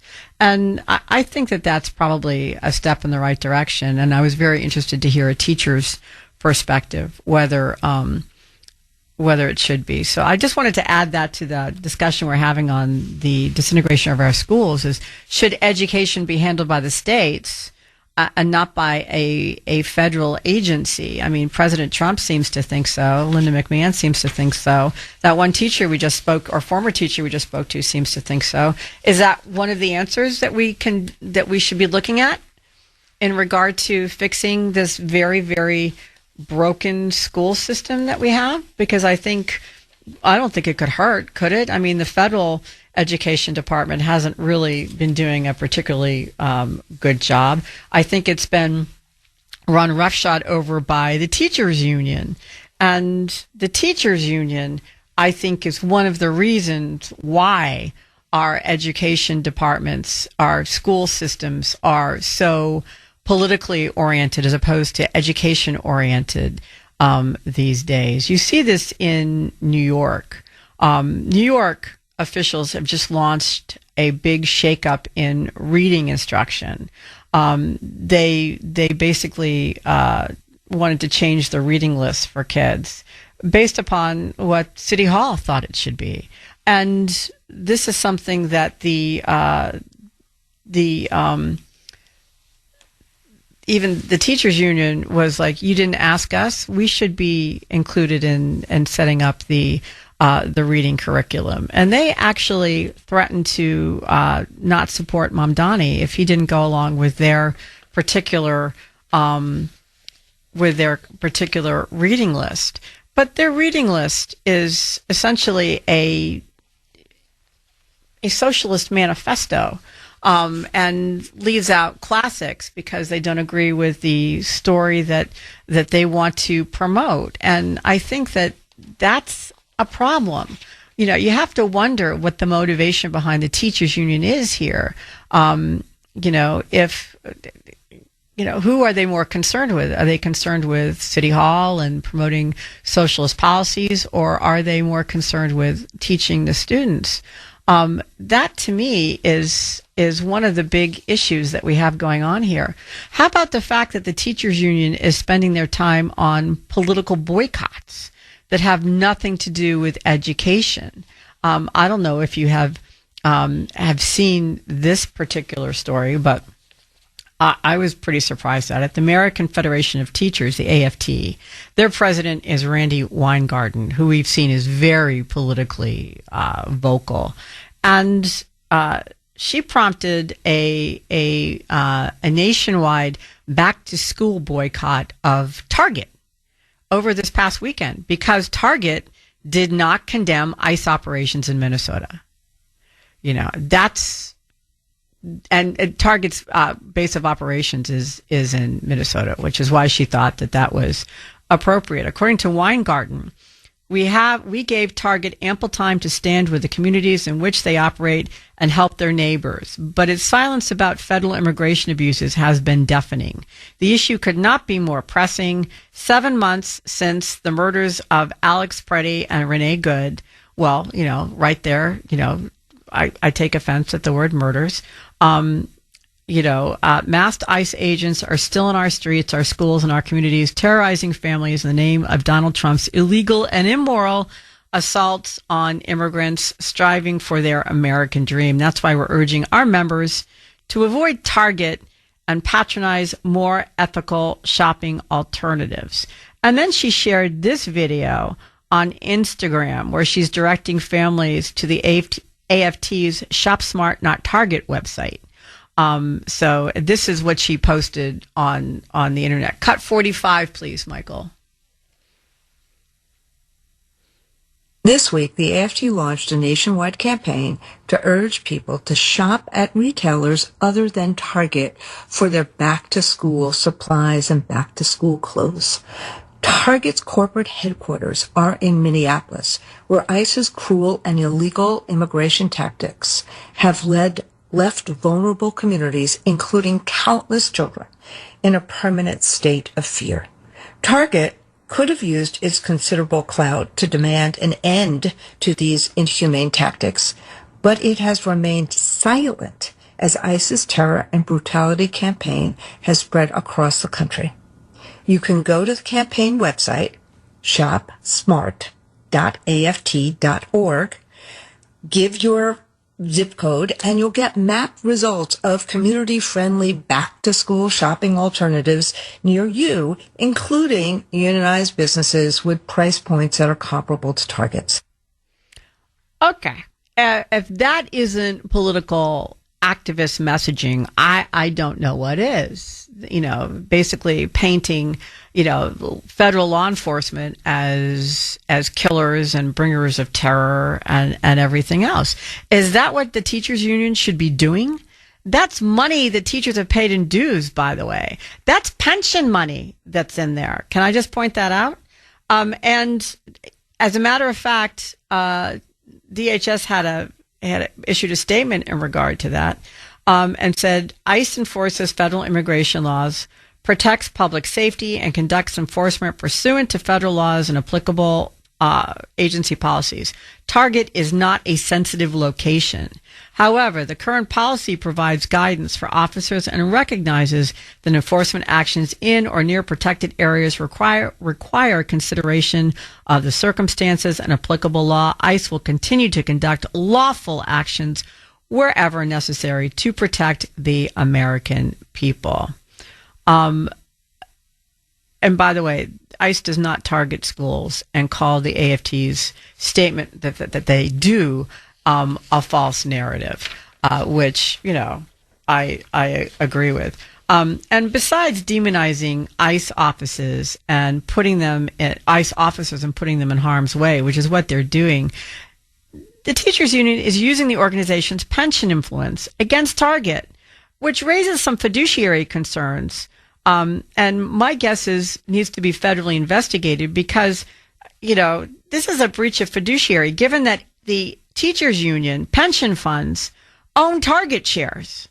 So what the hell is going on there? You've got the head of the union out there saying boycott Target when their pension fund is heavily invested in Target. So I think you've got an issue of fiduciary. I think you've got an issue of the union losing sight of what it's supposed to be doing. This is Sandy Shack sitting in on the Kuhner Report. Our text number is 70470. On the text line, 603 says, Sandy, as soon as the Dems take control of the government again, they will bring back the Department of Education. It will be bigger than ever. Well, that is one big reason why everybody needs to get out and vote in the midterms. So that does not happen. Plus, it will take them a long time to build it up, and I think you can get the Republicans back in again. 781 says, I was raised with, do you know how lucky you are to have access to a free education beyond the 8th grade? Told almost on a daily basis, education, education, education. It is the key to open the door to prosperity and the sword to conquer poverty. Again, not all will be brainiacs. Some will just be average, and that's okay too. There is a good and honest job for everybody who wants it.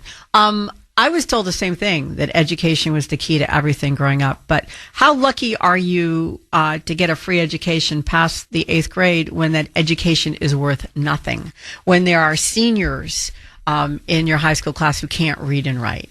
Are you really so lucky at that point in time? I think we were lucky, 20 years ago. I don't think the kids in this generation are lucky at all. Let's go to Diana in New Bedford. Diana, what do you think is behind the destruction, basically, of our education system? Well, as I was sitting here waiting for you to take my call, I said, my brain must have the answer somewhere in it. And I believe society and its influence in all directions are affecting the young adults, the students. They can only take what society has, and the soup is bad. I mean, you watch commercials. Those commercials, I would have gotten up and left. I would be so embarrassed. And they just invaded childhood. No kids should not have the knowledge that adults have. I couldn't believe some of the commercials. This is society, and you're not going to change it until society wakes up. I used to be... no one ever said I was a role model in teaching, but the students would say, I want to be a teacher just like you. How long did you teach for, Diana? 37 years. Wow. I've been retired over 10 years, and I miss it. I wish I could teach forever. I never had one child ever have to buy a notebook, crayons, nothing. I bought it all because my salary came from teaching them. If they weren't in my room, I wouldn't be getting a salary. I tell you, I had a child one time who the gym teacher kept saying, you're going to stay after school. He had a notice. He was going to stay after school if he didn't wear sneakers the next day for gym. So I spoke to the kid. I took the reminder, and I said, you're going to wear sneakers tomorrow, aren't you? He goes, I don't have any. I said, okay, I'll talk to your mother. I took the mother and the kid to the mall. I got him the sneakers. I got him the socks. I had extra socks in my desk for other kids who had poor socks. I worked in poor schools, but I also was a student of a very poor school as a student. So I understood. And I just had feelings like I put myself in their shoes, even if they didn't have. Yeah. I just was a teacher that was very concerned. And teachers, let me tell you, are dishonest. They cheat on tests. They copy the tests for their own students in MCAS. They copy the stories they have to read, the selection, and bring it home to their kids. And I caught them. And I said, why are you copying that? Oh, it's just for practice reading. No, it's not. It's to make your kid higher. So I wouldn't believe any tests in Massachusetts. Yeah. Those are phony answers.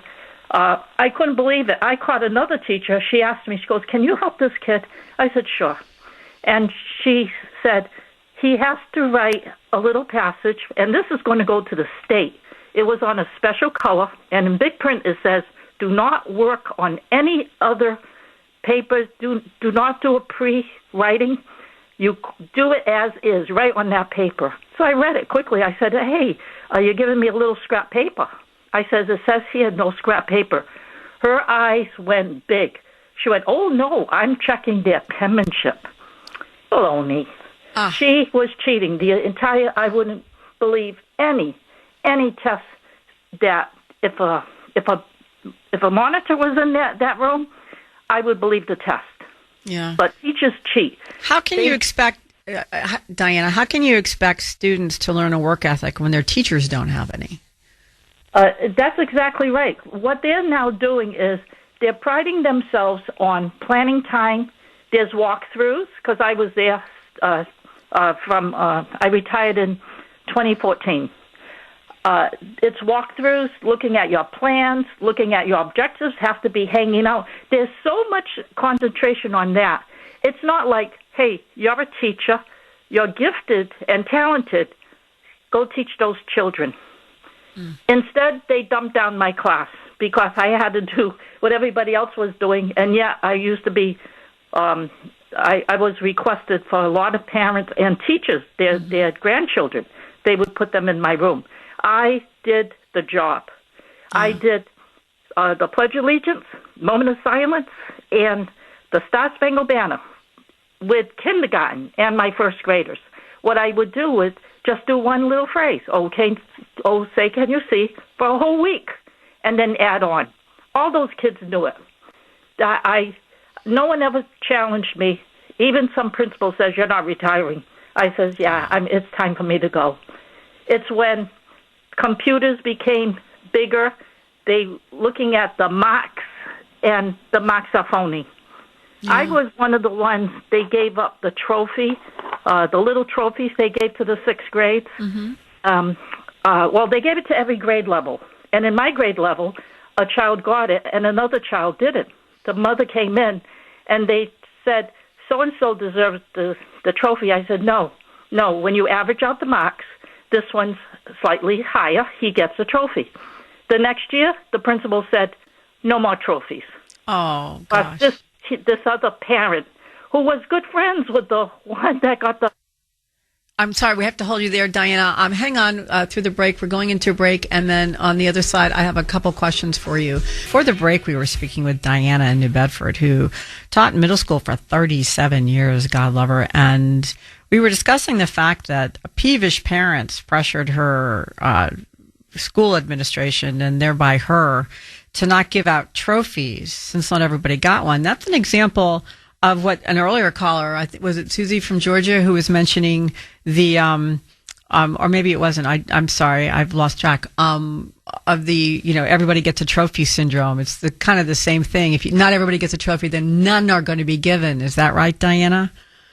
Yes, and I was called on the carpet in the office one time because a parent was there saying her child didn't get the ice cream that the principal made the year before, saying, when you come in summer, read 10 books, write down the names of the books, and you will get an ice cream one day after lunch.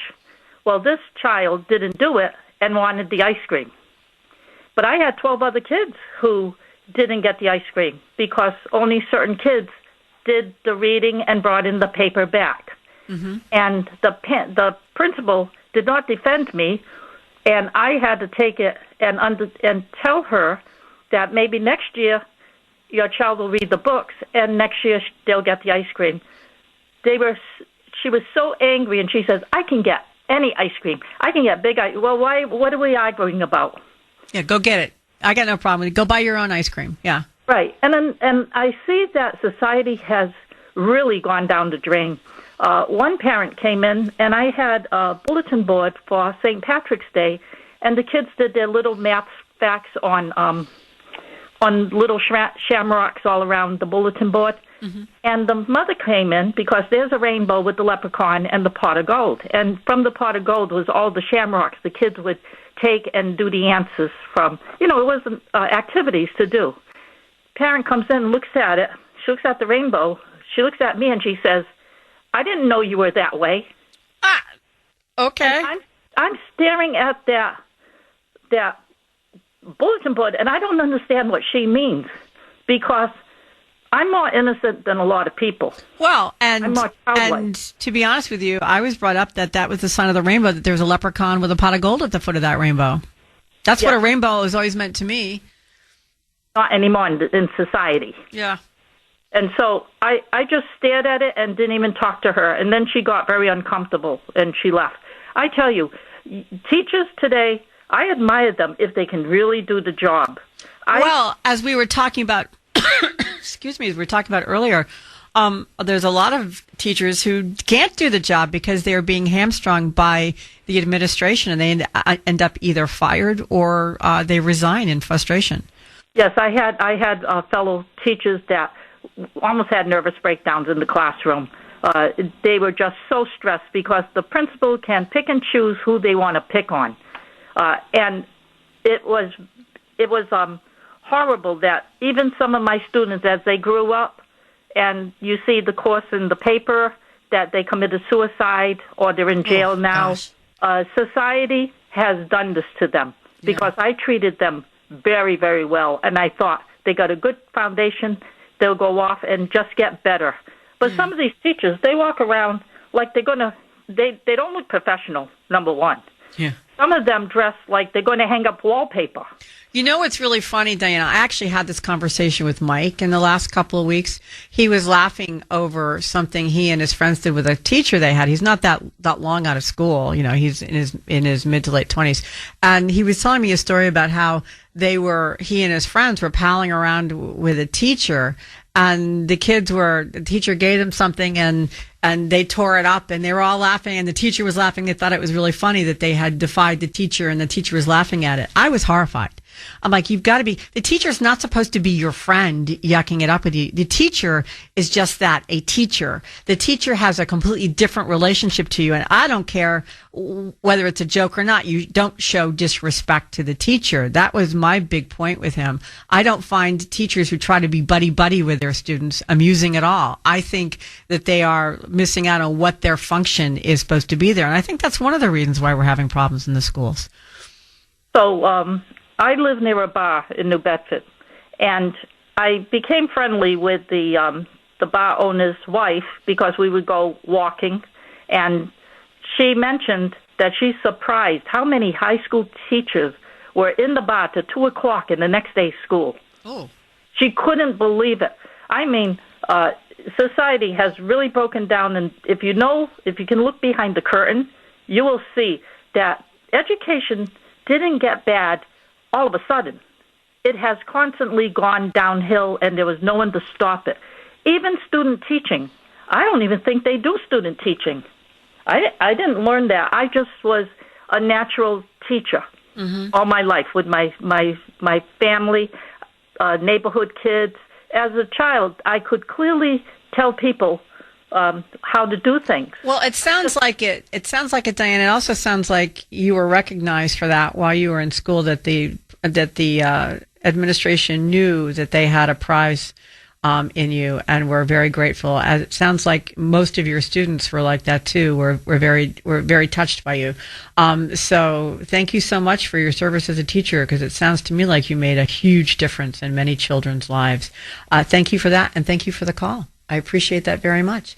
Let's go to George in New Hampshire. George, welcome to WRKO. How are you, sir? Great. Thank you, Sandy. Great topic. I just wanted to shine in. I have my first off to college, and, a few years back, we did the college tour. Mm-hmm. And I saw a lot of different schools, and I saw, basically what I concluded from looking at different colleges was that, every college has their, personality, and they're shooting for a certain type of student, right? And so to answer your question before I go on with my story, it's the institution. The institution sets the tone. And and that's where we are as a culture now. The lines are blurred, and just as the parent sets the tone with their kids, just as the boss sets the tone with his workers, it's blurred. And people basically don't understand basic etiquette in terms of how to perform and do what they're told to do, and do it as well as they can. And because of that, we're having a lot of problems. People who can do, not all the time, but end up as teachers. And so back to my story. So I'm looking at a school, I won't name it, it's in Mid-Atlantic, where you're about from, Shenandoah Valley. You probably understand the school, a rich kid school, Beautiful school. So we sat down for orientation, and, all these schools have this, you sit down, you listen to them talk, and then you do a tour. Mm-hmm. So the first thing they did on the beginning of the sit down and talk was, hey, we're going to take a moment, and we want to give thanks to the, whatever Indian tribe was here. So that basically it's a PC woke school. I mean, no one in that assembly hall basically had anything to do with whatever happened to those Indians or whatever transcribed. I had nothing to do with it. Yeah. My family was off in Europe. So, I mean, yeah, I can agree it was wrong, but it's just woke. Yeah. It's virtue signaling. It's bringing it up for the purpose of virtue signaling. Yeah. Right. So I was there for my daughter to look at a first-class state college in the Shenandoah Valley. Basically what I took from it was, hey, we're all worried about how we virtue signal, how we appear on paper, as opposed to, hey, we're here to really, your kid's going to come here. It's going to cost a lot of money, and they're going to really be required to focus and do the best to get through this program. So basically, that's what I got out of it. So, I mean, it was a great experience. I'd definitely visit the college for sightseeing again because it's a beautiful school. But, I mean, I'm not spending $80,000 to send my daughter to basically an indoctrination camp. It's just silly. You know what I mean? But most people do. So that's where we're at. And I guess the message I would want to tell everybody, if you're having kids now, you teach your kids etiquette. You wake up, you brush your teeth, you put clothing on, you say yes or no, sir. You don't have to say yes or no, sir, but you have to be respectful of your elders. Yeah. And, the teacher, the classroom has become an indoctrination thing. My other kids, when I took them to the schools, we were talking about politics. I shouldn't hear about anything about politics. I want to hear about what you're doing in the classroom, and I want you to, I expect, as a taxpayer, for you to do your job and do your best in terms of educating these kids. And I understand your job's difficult, but, my job's difficult just as yours, Sandy. You know what I mean? Mm-hmm. And we all have to just basically, when you're in the classroom or you're at work, you're expected to work. I could care less about all the other anecdotes. You're not Jane Fonda. No one cares. You know what I mean? Yeah, so I do. That's all I got to say. Well, I appreciate that, George, and it's interesting that you bring that up because Transportation Secretary Sean Duffy had an interesting conversation with his daughter that's in line with what you were just talking about, taking your kids, looking at schools. And, he's been doing this podcast called The Great American Road Trip. And there was an episode of it where he and his daughter Paloma were talking about where she's going to be going to college. And Paloma told her dad that she wanted to attend Harvard, given the school's, legendary academic prestige and her belief that she would receive the best education there. But Duffy had an interesting question for her. And his question was, would you try to convince us to let you actually attend? He says, let's say you go into Harvard. Would you be pushing us to actually have you go? And she says, yes, because if I don't get in, I won't be upset. But if I do get in, I feel like you can't say no. And then Duffy tells her, well, me and Mom can say no. And she looked pretty unhappy about it. But he's telling her he doesn't want her to go because of its leftist indoctrination factory. There is a learning recession in our country. Why? Well, could it be because of social media taking the place of reading, or is it maybe the politicization of the teachers union and school administrations and teachers? George in New Hampshire was telling us in the last call that his observations when he was, or of wokeism and virtue signaling when he was taking his kid to see colleges. And I mentioned there's another parent noticing this as well. It was Transportation Secretary Sean Duffy, and he told his daughter Paloma so in a video posted as part of his Great American Road Trip podcast. Cut 42, please, Michael. Let's say you got into Harvard. Would you be pushing us to actually have you go? Probably, because if I don't get in, I kind of accept it. I'm not going to be upset. But if I do get in, I feel like you can't say no. To Harvard? Yeah. Well, me and Mom can say no.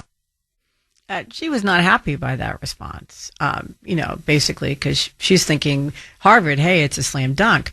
But Duffy is worried about Harvard taking a good young girl and corrupting their minds in a leftist indoctrination factory. That's what he's concerned about.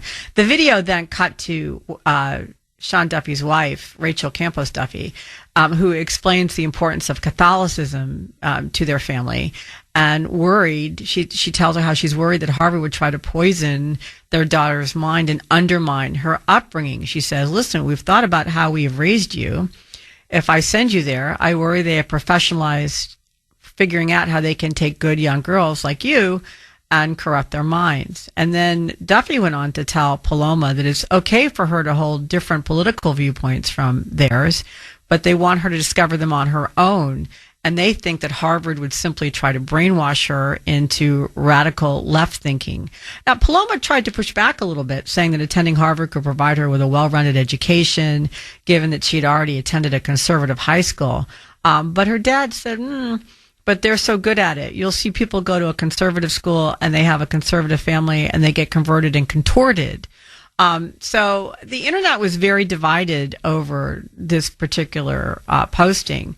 Those on the left slammed him for being dumb and being a so-called Christian nationalist is the term that they use, while the right hailed him as a wonderful father. Whose side are you on in this? Is Duffy doing the right thing, saying, I don't think you should even apply to Harvard because we're not going to let you go there because we're too worried about what they're going to do in regard to trying to radicalize you?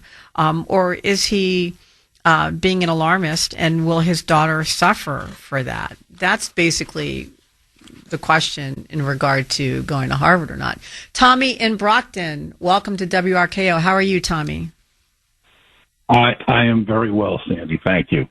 And by the way, just to clear one thing up, it was Charles Schwab at the World Economic who said that? Forum. I realized that after I said it. Yeah. Yes, he said, in the future, you will have nothing and you will be happy. Yeah. And I think that was I also misspoke. the same, You're right. Same forum where Hillary Clinton said, in the future, we can see where people just migrate to different parts of the world and, basically getting rid of borders is what she was alluding to. Yeah. No, you're absolutely right, Tommy. Yeah, and I tuned in when you had the lady from, I believe it was Georgia, was talking about the educational system.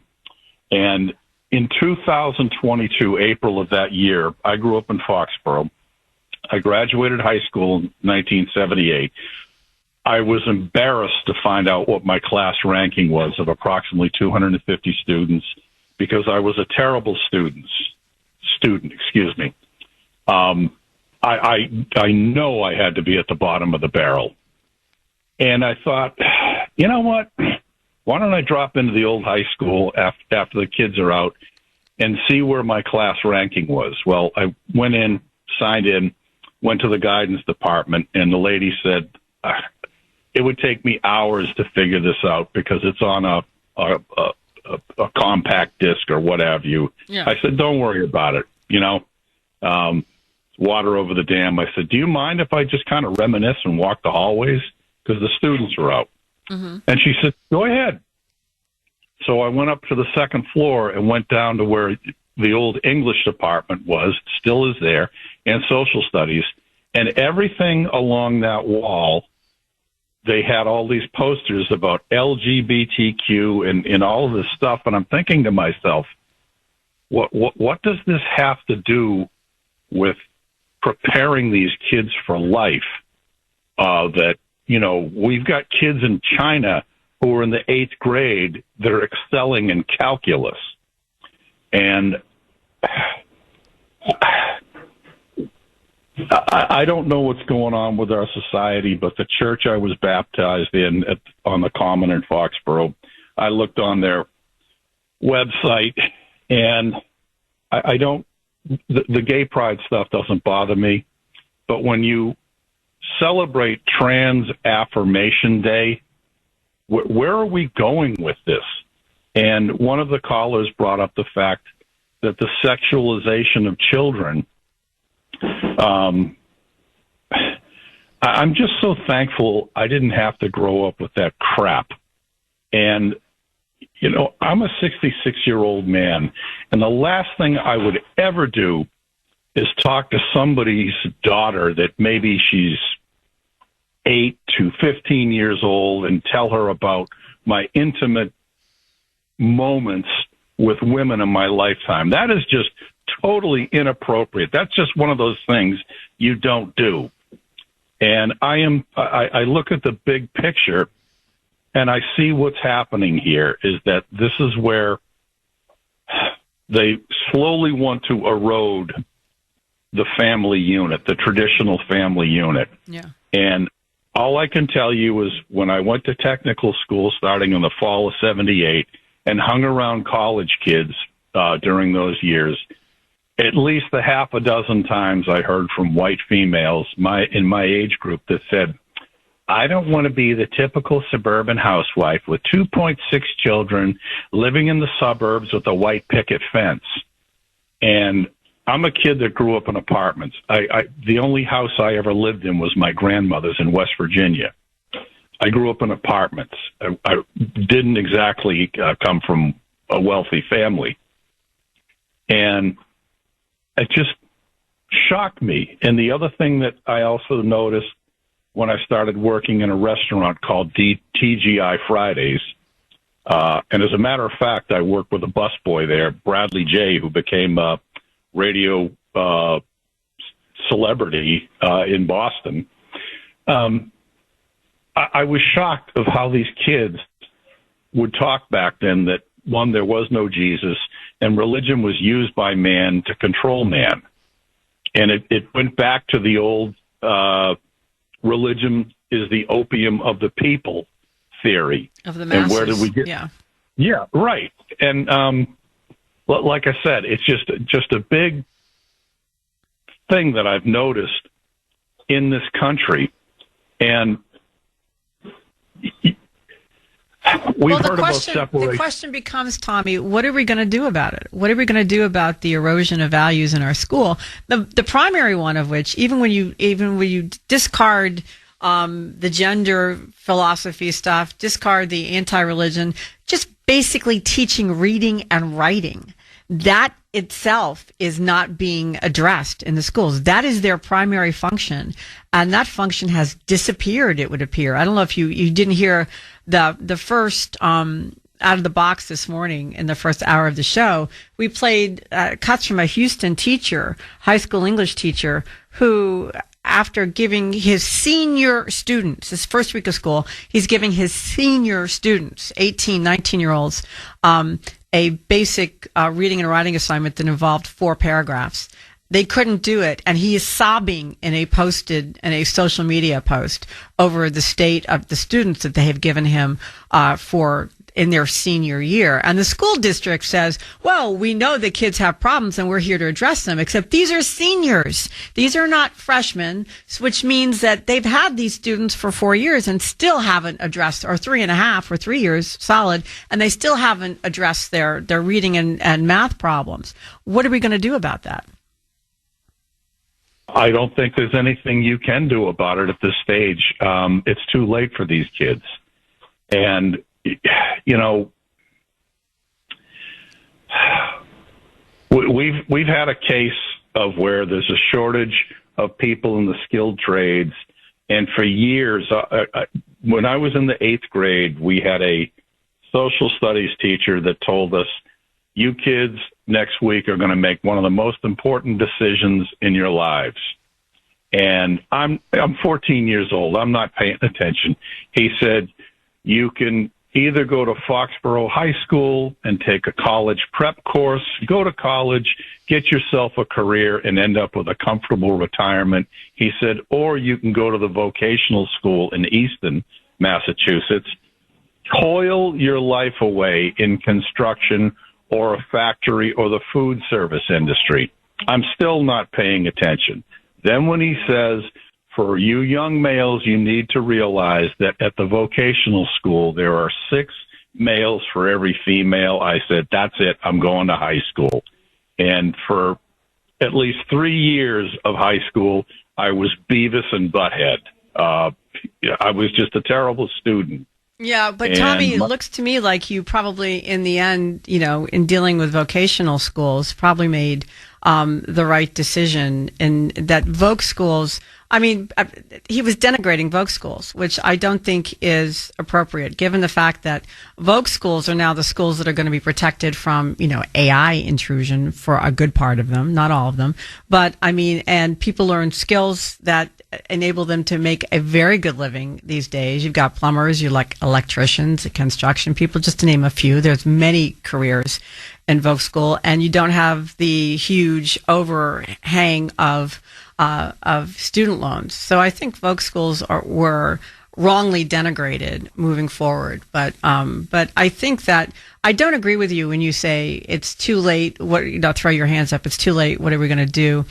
This generation is lost. I don't think they're lost yet. I think they're close to being lost, but I think we can probably do something about it. One of the means that you're going to have to be training people in jobs. And you're going to have to take over some of the training that they should have gotten in school. But beyond that, you also have the next generation coming up behind them. If you throw your hands up, then you've got not just one lost generation, you've got two lost generations. I think we need to start doing things now to protect the next group coming up. And I think President Trump's idea of dismantling the Department of Education is a good one. I think that's one of our next steps moving forward, giving power to control the local departments of education back to the states, who have a better idea of what their population needs than the federal government, which I think is one of the reasons why our Department of Education is so bad across the country, and the fact that they toady to the teachers union, which has become political activists as opposed to being concerned about the condition of the schools, the teachers, or the learning ability of the students. Thank you for the call, Tommy. I appreciate it very much. Let's go to Brian in Rockland. Brian, welcome to WRKO. How are you, Brian? Hello. Hi. So what do you think? What's at fault here? What was that? Oh, I was dyslexic when I was, but I'm still dyslexic. But me too. So the thing is that I understand mine was English, not math. Math, I was a math savant. Okay, good for you. So one of the doctors that my mother was going to said that, because I scored 74 on the IQ test, my doctor said he's going to be awarded the state. He's never going to go to college or high school. He's probably not going to graduate, and all of this. And my mother said, no, my son is smart. What are you talking about? Yeah. Okay. But because you had the learning disability in regard to English, you weren't scoring high when you should have been. Correct. Yeah. So the thing was that, I took the IQ test verbally because dyslexics do much better with a verbal test than written test. So I scored 105. So I went up to 31 points. So I went from borderline retarded to borderline genius. Okay. The education system, the standardized test, this is the problem. The standardized test only affect middle people who are really intelligent or really not intelligent. Those are the people that fall through the cracks. Okay. And I went to college. I graduated with math, chemistry, and education. So don't let a doctor's opinion become your reality. Oh, I think that's very good advice. Yeah, but the thing is that when I was going to college, I was tutoring people. So it's been over 40 years of this crap that they've been doing. And I was teaching college students algebra, simple algebra. They could not do algebra to save their lives. And they're in college, okay?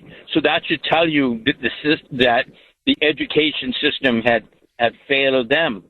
So I put my kids in private school. This is my view. The investment that I made was worth more than anything else. 2 to 3 grades difference in in private school and public school. Okay, the amount of money that the public school is getting, okay, it's a crime. Okay, because and even in the private schools, they stopped giving trophies because they didn't want to let Johnny get his self-esteem done. You know what? Maybe Johnny might try to pull up his bootstraps and actually, try harder, okay, to get the trophy. But trophy for breathing, that is just poisoned everything. Yeah, so you agree with our earlier caller who said that it's the trophy-itis, the trophy syndrome. Yeah. I agree with that. The trophy, I like that. The trophy for breathing. Yeah. I never was in any situation where I got a trophy for breathing. Any trophy I've ever had or ribbon I ever had or star I ever had was hard earned. Nobody ever gave me something for nothing. So, I always find that just astonishing. Why would you want to be part of a contest where your hard work is not recognized or where your efforts are not recognized? I've never understood that myself, but everybody to each their own, I guess, right, Brian? And the thing is the problem is I went out doing student teaching during education and stuff like that, and they blackballed me. You want to know why they blackballed me? Because I wanted to make them think. Okay, education and indoctrination aren't the same thing. Okay, indoctrination is they teach you what to think, and education teach you how to think. And right now we have no critical thinking. Period. End of story. I've talked to teenagers and stuff like that, and they don't know anything before before Clinton. Okay, anything before Clinton, they have no clue, and it's frightening. It is frightening. I completely agree with you. So I think that your solution before of going to private schools is a good one. The problem that we have, though, Brian, is that not everybody can afford to do that. You made it a priority, and you were able to swing it and make it work for your children, and God bless you for doing that. My parents did that with me with parochial school. They sent my brother and I to parochial school for at least part of our education. But not everybody can afford to do that. Either there's not a parochial school or a private school that's subsidized by a church or a temple or any kind of religious organization nearby, or if there's a private school, they can't afford it because they are exceedingly expensive. So I think we're left with the idea that what we need to do is fix our public school systems. And that's the only way we can really protect a lot of these families moving forward. And so we need to come up with ideas of what we can do to fix what we now recognize is a broken system. Do you have any advice on how to fix it? Well, my view is just what Trump is trying to do: create charter schools, take away the money from the public schools that are not performing, and give the money to the parents, and that way they might be able to afford, private school, or And I think the thing is that we have to hold their feet to the fire, okay? Because right now it's unacceptable that if I send my grandchildren to public school, okay, they're going to learn how to put pardon my French, condom on a banana rather than arithmetic or history or any of the other things that might actually give them ability to actually survive in the real society. No, I think that's a very good point. Thank you, Ryan, for that. I appreciate it. Yep. Thank you for the call. Thank you, and drive carefully out there. I know it's hard. Thank you for that. Yeah, I don't disagree with you. I think that is in fact one of the things we have to look at. We have to look at everything right now. I think charter schools are a very appropriate answer. I mean, and the school voucher system is one of the reasons why the teachers union is really angry with Donald Trump, besides the fact that he's dismantling the Department of Education. And that is because that can take power away from the union, and who is so concerned with political activism and not concerned with education these days. They're losing their grip on their power base. They feel it. They know it. It's making them mad as hornets. And that's why they come out against Donald Trump all the time. And anything that Donald Trump is for, they're against. And they push it in the schools, and they push it in in the administrations, which then push it onto the teachers, which then push it onto the students. And it's a bad cycle that we need to break. Let's go to Pamela and Lynn. Pamela, welcome to WRKO. How are you? I have a front row seat to every aspect of what you were talking about. Oh, I was a boomer, and we were in this is in upstate New York, in the city. And when I was in the third grade, I was one of 8 third graders and 32 fourth graders with one teacher. So wow. I spent the third grade talking to the girl behind me. So okay, my parents, we worked hard. We moved to a really great suburban district, and the principal was very concerned. They put myself and my siblings in the best classes. So I'm in a class with a totally blind, independent student getting straight A's. And I was horrified. I didn't understand at 9 years old that I didn't have third grade, and that was my problem. But I decided, because the only difference between us was that she learned Braille. She knew Braille. So I learned Braille, thinking I would get A's. Good for you, actually. That's pretty forward thinking for a third grader. I mean, I got to say, good for you. Well, I thought, this is the only difference I can see in my little 9-year-old brain. That's how. Makes sense to me. I think that makes great sense. I think, not only that, but you learned a new skill. I mean, good for you. Yeah, so the teacher, I was always in her classes because I was always behind. And then a great teacher, like as you said, a great teacher saw, that if I could teach myself Braille, he realized I missed a whole grade, and that was my problem. Yeah. So I got into a great summer program. And then I said, when I grow up, I'm going to be a Braille teacher. But first you have to do that in grad school. Oh, I got to hang on, Pamela. I want to hear the rest of the story. We were up against a break, so we'll be back on the other side, so please hang on the line. We're talking about the erosion of our education system, and we were rudely interrupted by a commercial break when we were talking with Pamela and Lynn. Pam, I'm sorry. Please continue. Yeah, so I wanted to be a Braille teacher. I graduated in 1975 before the Department of Ed situation. Special ed was becoming a thing. But I couldn't be a teacher of the blind until I had a graduate degree. So I came to BC, and since I already knew a lot growing up with somebody, knew Braille and all the things, I decided I'd get another degree, and that's teaching mobility, which is using the cane. So I graduate from BC with 2 master's degrees in my field. I'm all excited about teaching and doing everything. 5 minutes later, the Department of Ed came into being. Right after I graduated.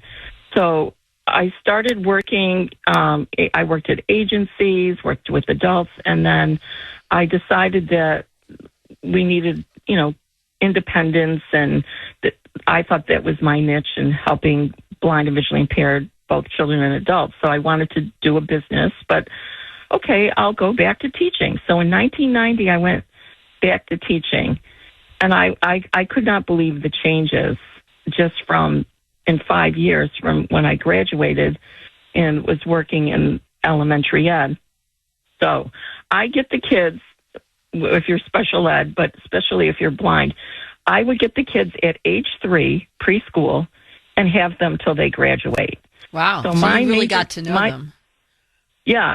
And unfortunately, I don't have kids myself, but I really do, in the sense that I became part of the family because my job was to have them access the curriculum. So the major part of my job was to translate all the curriculum in Braille, large print, and audio formats, and to teach the teachers how to teach the kids.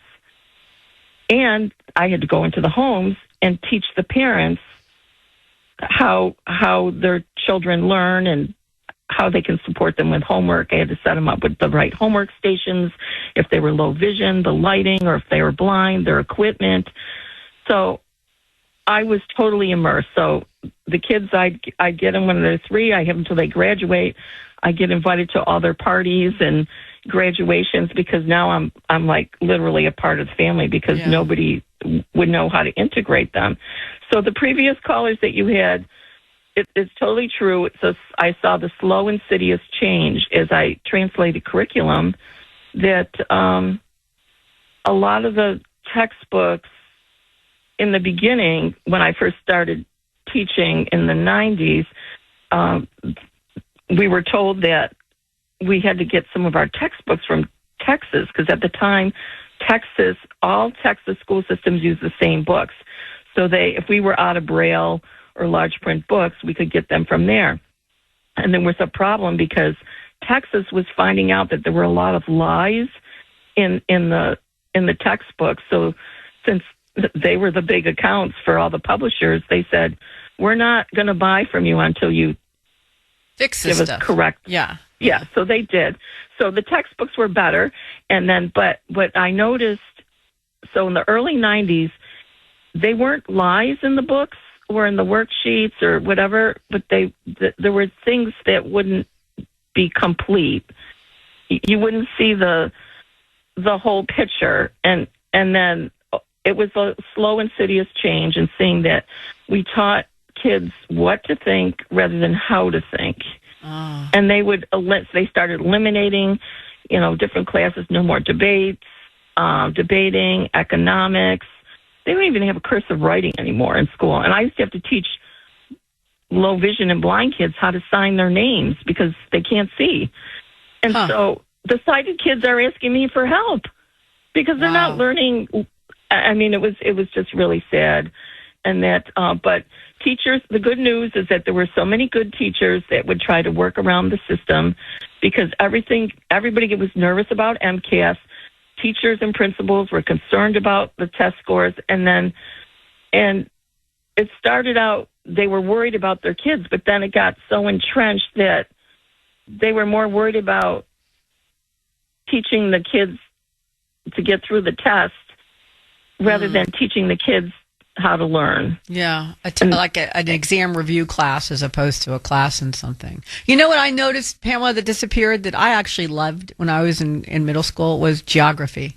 I loved geography. I had a great time in geography. I mean, it morphed into social studies, and then I think social studies then and geography was included into that, and then they even dropped it in social studies, and then it became more about politics than anything else when you went into social studies. Did you find that?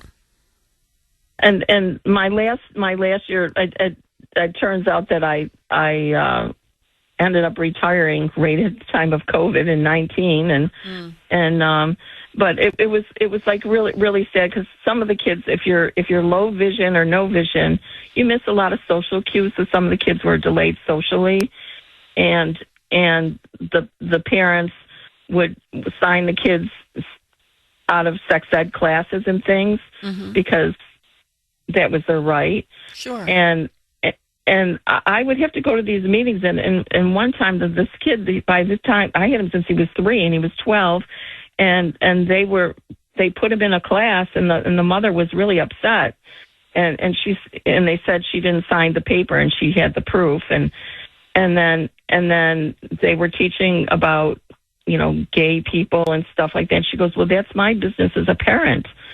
And they said, and it turns out, and I didn't find out till later, that the guidance counselor, she was gay, and she was a very nice person. So she took it personally. Smart. She took it personally when the mother said, "It's my business, not yours." Well, and she said, and then she said in the meeting she goes, "Well, the world has changed.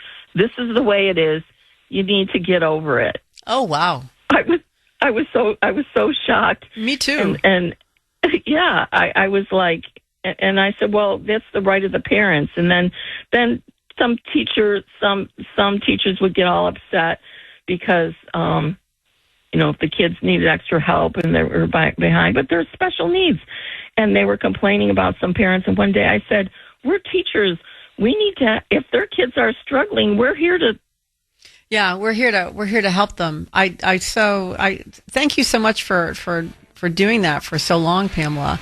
Denigration of our education system that she saw from a front row seat once the Department of Education came into being. Her experiences as a teacher at the beginning of the Department of Education and as it progressed, and its interference with what was being taught, and how basically our education system began to dumb down. Now, President Trump is trying to fix that particular issue by dismantling the Department of Education and turning education issues back to the states, where I believe they belong as well. But what else can we do to help fix the education system? Because it's not servicing this generation. We now have a whole series of this current generation of people who can't read or write or do basic math. They rely on pictures on cash registers and have no inclination to read. Now, yes, social media is part of that problem. And yes, the ubiquitous cell phones and that this is all, and AI, these all allow people to do other things than read to educate themselves. But I think one way to try to fix what's happened is by taking politics out of the schools, out of the Department of Education. And one way to do that is by taking power away from the useless teachers union, who is all about politicization as opposed to teaching. They don't seem to care that our education system is in a recession. They're more concerned with having you not shop at Target because they didn't come out against ICE officers in Minnesota. That's literally what they're doing, which is actually against their fiduciary duty, considering that their pension fund is heavily invested in Target. So there are all sorts of issues there. But another way we could try to help fix things is by reforming the accreditation system.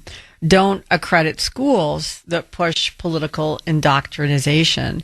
Some of that has already started because the U.S. Department of Education, what's left of it under Linda McMahon, as they are going away, are trying to make lasting fixes to various issues that they see before they dismantle themselves. And last Friday, they recommended stripping the American Bar Association of its authority to accredit the nearly 200 law schools that are across the country.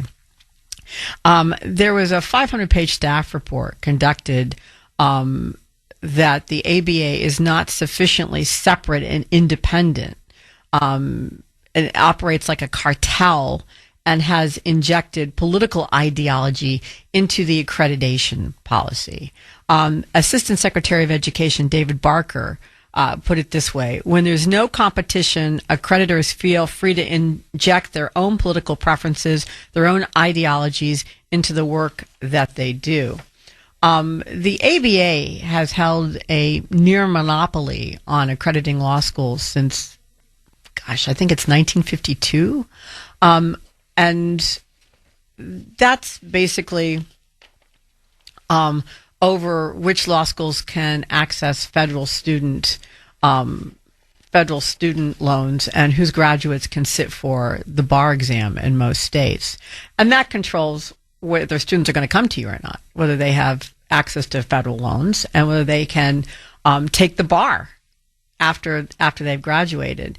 And for years, the ABA has been pushing illegal DEI mandates on law schools, requirements that forced race-based preferences and bias, racism, and cross-cultural competency indoctrination. This is what the report says. Even after the Supreme Court gutted affirmative action, they were still doing it. So the Trump administration has been dismantling this accreditation system. And states some states like Texas and Florida have already moved to sideline the ABA away from the accreditation process, which I think is probably a very good thing. Now, Senator Mike Lee described the ABA as basically the lawyers' wing of the Democratic Party. He said that they have abandoned neutral legal analysis in favor of left-wing political activism, and so they only accredit schools that fall in line with that. And what happens when you only accredit schools that fall in line with that? Well, your students become indoctrinated in that. So one of the steps toward removing politics and activism, left-wing activism from schools would be to stop this vicious cycle with only allowing schools that will do this to be accredited. The ABA has repeatedly clashed with the Trump administration over the DEI mandates.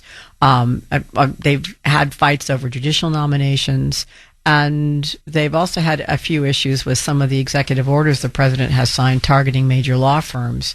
And they've also taken offense at the administration's efforts to dismantle part of the bureaucracy, like the Department of Education, to name just a few. So maybe one of the things that we need to do is start from scratch and start looking at the accreditation issue and stop accrediting schools that won't do some in-house cleaning and stop with putting politics in front of the ability of their students to learn. What do you think? Is that a possibility? Alan from South Carolina, welcome to WRKO. How are you, Alan? Good morning, Sandy. How are you? I'm fine. What do you think the answer is here? I think a couple of points, if you will allow me. Mm-hmm. First of all, what is the principal function of federal government? Is it not national defense and foreign affairs, essentially? I mean, leave everything else up to the states.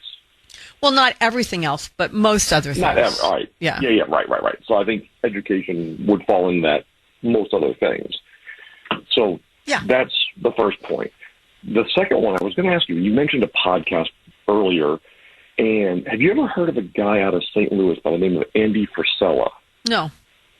Wildly successful guy. Company's called First Form, PHORM. I'm not affiliated, so I'm not trying to do an advertisement here, but great all-American company, great values, and he is often, doing like videos or podcasts or whatever. He says, we are slaves.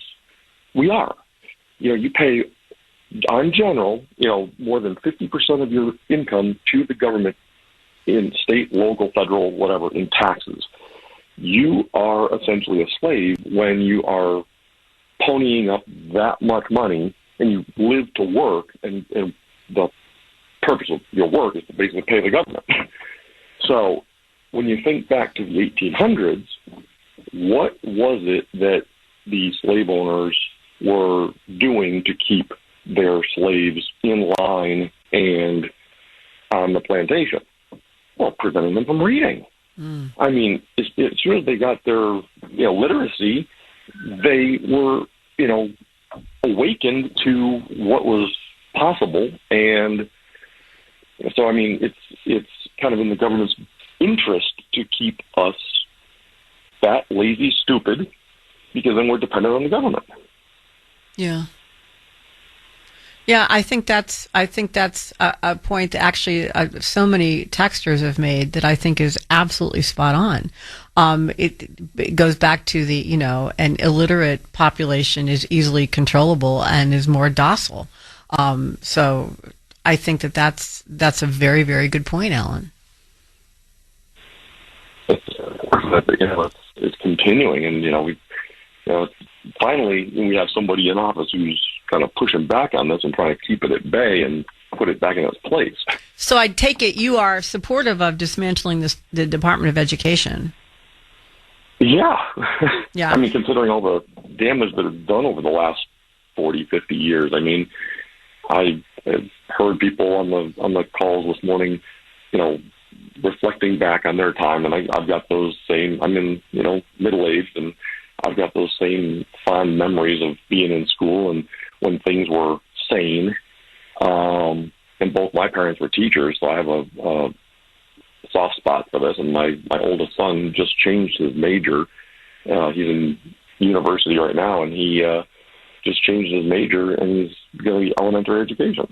And I'm proud of him. I mean, I think it's, God bless him. Yeah. Yeah, I mean, we need good people in education, and he's got a real heart for kids and wants to see them succeed. And I'm like, well, this is the right type of person to be going in there. Does he want to go into private education, Alan, or public schools? And if so, does this mean he has to join the teachers union? Literally, he just changed the major second semester of sophomore year. So instead of having 2 more years, he's got 3.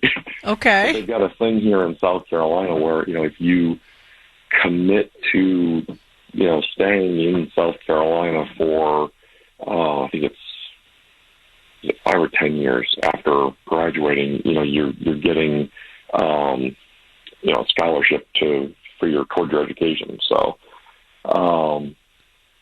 but that helps because, tacking on an additional year of college was not in the budget initially. Yeah. Yeah. But, proud of him and grateful, that he's doing something that he's passionate about, not just going through the motions of going to college, getting a degree that, and doing something, Alan, that gives back, which must be very gratifying for you. So I can see where you're extremely proud of him. Good luck to him. Text number here is 70470 on the text line. 781 says, my child was extremely bright when she was little, reading at age 2. She just graduated public high school. She's just average. No creativity in classes. They sit them in front of a computer. And then they say, my daughter's biology class, they didn't even use the microscopes. They looked at slides on the computer. No hope. This is what's become of our school system. You have, it's cheaper, I guess, to use a computer than to have individual microscopes. And I'm sure that's probably one of the reasons why they do it. And it's laziness. It's just easier than teaching them the skills to use a microscope. But how much better to be able to do that? And by the way, more interesting. I found it more interesting when I was in biology class.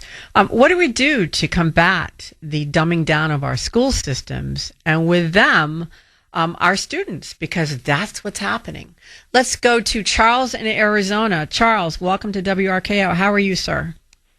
Oh, okay. How you doing, Sandy? I've been a teacher since '97, and I think that you're missing what the big solution can be. Okay. And a lot of people miss it. And so I have 2 questions for you. Answer these 2 questions. We talk about laziness. I can tell you about that, too. But answer me these 2 questions. This is for all of Kuhner country. Just answer these 2 questions by yourself. Who is the president right now, Sandy? What do you mean, who is the president right now? Seriously? Who's the president right now? Donald Trump. Yes, who's the president right now? No. See, that's what people are missing. The solution is a lot easier than people think. I'm not talking to the President of the United States. I'm talking to the President of your local school board right now. Who is it, Sandy? That's a very good point, because I have no idea. I have no children in school. I am not interested. Either, so I'm not saying I'm any better, but that's no, where I have no idea, and I'm sure most people have no idea. You're absolutely right. They are the ones. There's going to be a meeting pretty soon. It's the start of the school year. They are the ones that sign off on the curriculum that you say you don't like. They are the ones that sign off on all these teachers, on everybody you say you don't like. They're the ones that have the power to stop what you don't want and start these kids. You get them young, there won't be a problem if you start them off the right way, but you can't do that if nobody goes to a school board member. So nobody goes to a school board meeting. Nobody knows who they're electing. They're the ones that have the power to turn around. They're the ones that sign off and say, we want computers in our classrooms. They're the ones that sign off on all this thing. And people don't know that. And parents also. Sandy, when's the last time you were at the local library? How many children do you see there? How many children did you see there? I go to the my city's library a lot, actually. It's not that far from my house. Actually, there was a reading group there last time I went. There was a group of kids in a summer. It's part of like a summer camp thing that they had going on. So I'm not sure that's a good example, because they had this particular program, and this group of kids come in to be read to. They're little kids, not middle school kids. They were more like 4 or 5 year olds. Parents don't fight back against what's going on. They allow these parents that say, well, my little angel can do nothing wrong. Yeah. And then the school board doesn't want to lose the money and throw that kid out of school, so, they're not going to do anything about it. I want to see, I'm asking Kuhner Country, will you go to the next school board meeting that's going to decide what the curriculum is? Are you willing to be inconvenienced enough to show up to that meeting and say, we don't want this curriculum, we don't want this in our schools, we don't want these people? Are you willing to do that? Because it takes inconvenience. Are you willing to take that night and go there? Charles, that's a fantastic challenge. You certainly made me think about it, and something that I will consider doing. I think that's a fantastic challenge. But here's a question for you. So I understand that the school board president is, very influential and makes a lot of decisions. But how much are they constrained by the Department of Education? Not as much as people think. But here's something else about it, though. Most of the teachers that I work with and that I have worked with in 3 different states now, they are in favor of getting rid of the Department of Education. Teachers don't want it because they are stuck with what they can and cannot teach. You get in trouble for trying to teach kids what they actually want to learn. Sandy, if I gave you the child's textbook and said, this is what you have to read, believe me, you'd say, no, I'm not reading that. We cannot give kids what they actually want to read anymore. You get in trouble for it. Why? Because it's not on the state exam, which means you're going to look bad because your state exam scores don't look good. So you're not allowed to do what will work. Kids don't want these computers. They don't want to read what's in these curriculums. Give them something that they're actually interested in. Like yesterday, I gave a student, I had them watch a video. Students are also never exposed to anything. They are just never exposed to it. So they have no idea what's even out there because parents have never exposed them to it. And so I gave the students yesterday, I showed them a video on Mount St. Helens. They were amazed at it. They couldn't believe what they were looking at, and they wanted more of it. They wanted to read more of it. You give them their local textbook. What's this? I don't want this. Yeah. And who does that? Your local school board is the ones that do that. So, I think that it starts with the adults. It starts with the parents, too. Take control of who's in your schools, including the students. Do you want a punk that's going to take over the rest of the classroom in there because they're not allowed to be thrown out because they can do nothing wrong by their parents? I mean, so yeah, I we've think heard that numerous times today from other teachers. The same complaint in regard to that. The helicopter parents who won't take responsibility for their children's behavior and in fact teach them by example that just shouting at somebody gets you what you want as opposed to effort. Yeah, I just say, challenge you. I challenge all of Kuhner country. Are you going to go to the next school board meeting when they sign off on the curriculum that you say you don't want? How long have you been a teacher, Charles? Since 97. That's right. You told me that. And I've done it in Arizona, I've done it in Florida, and I've done it in Massachusetts, and it's all the same. It's all the same.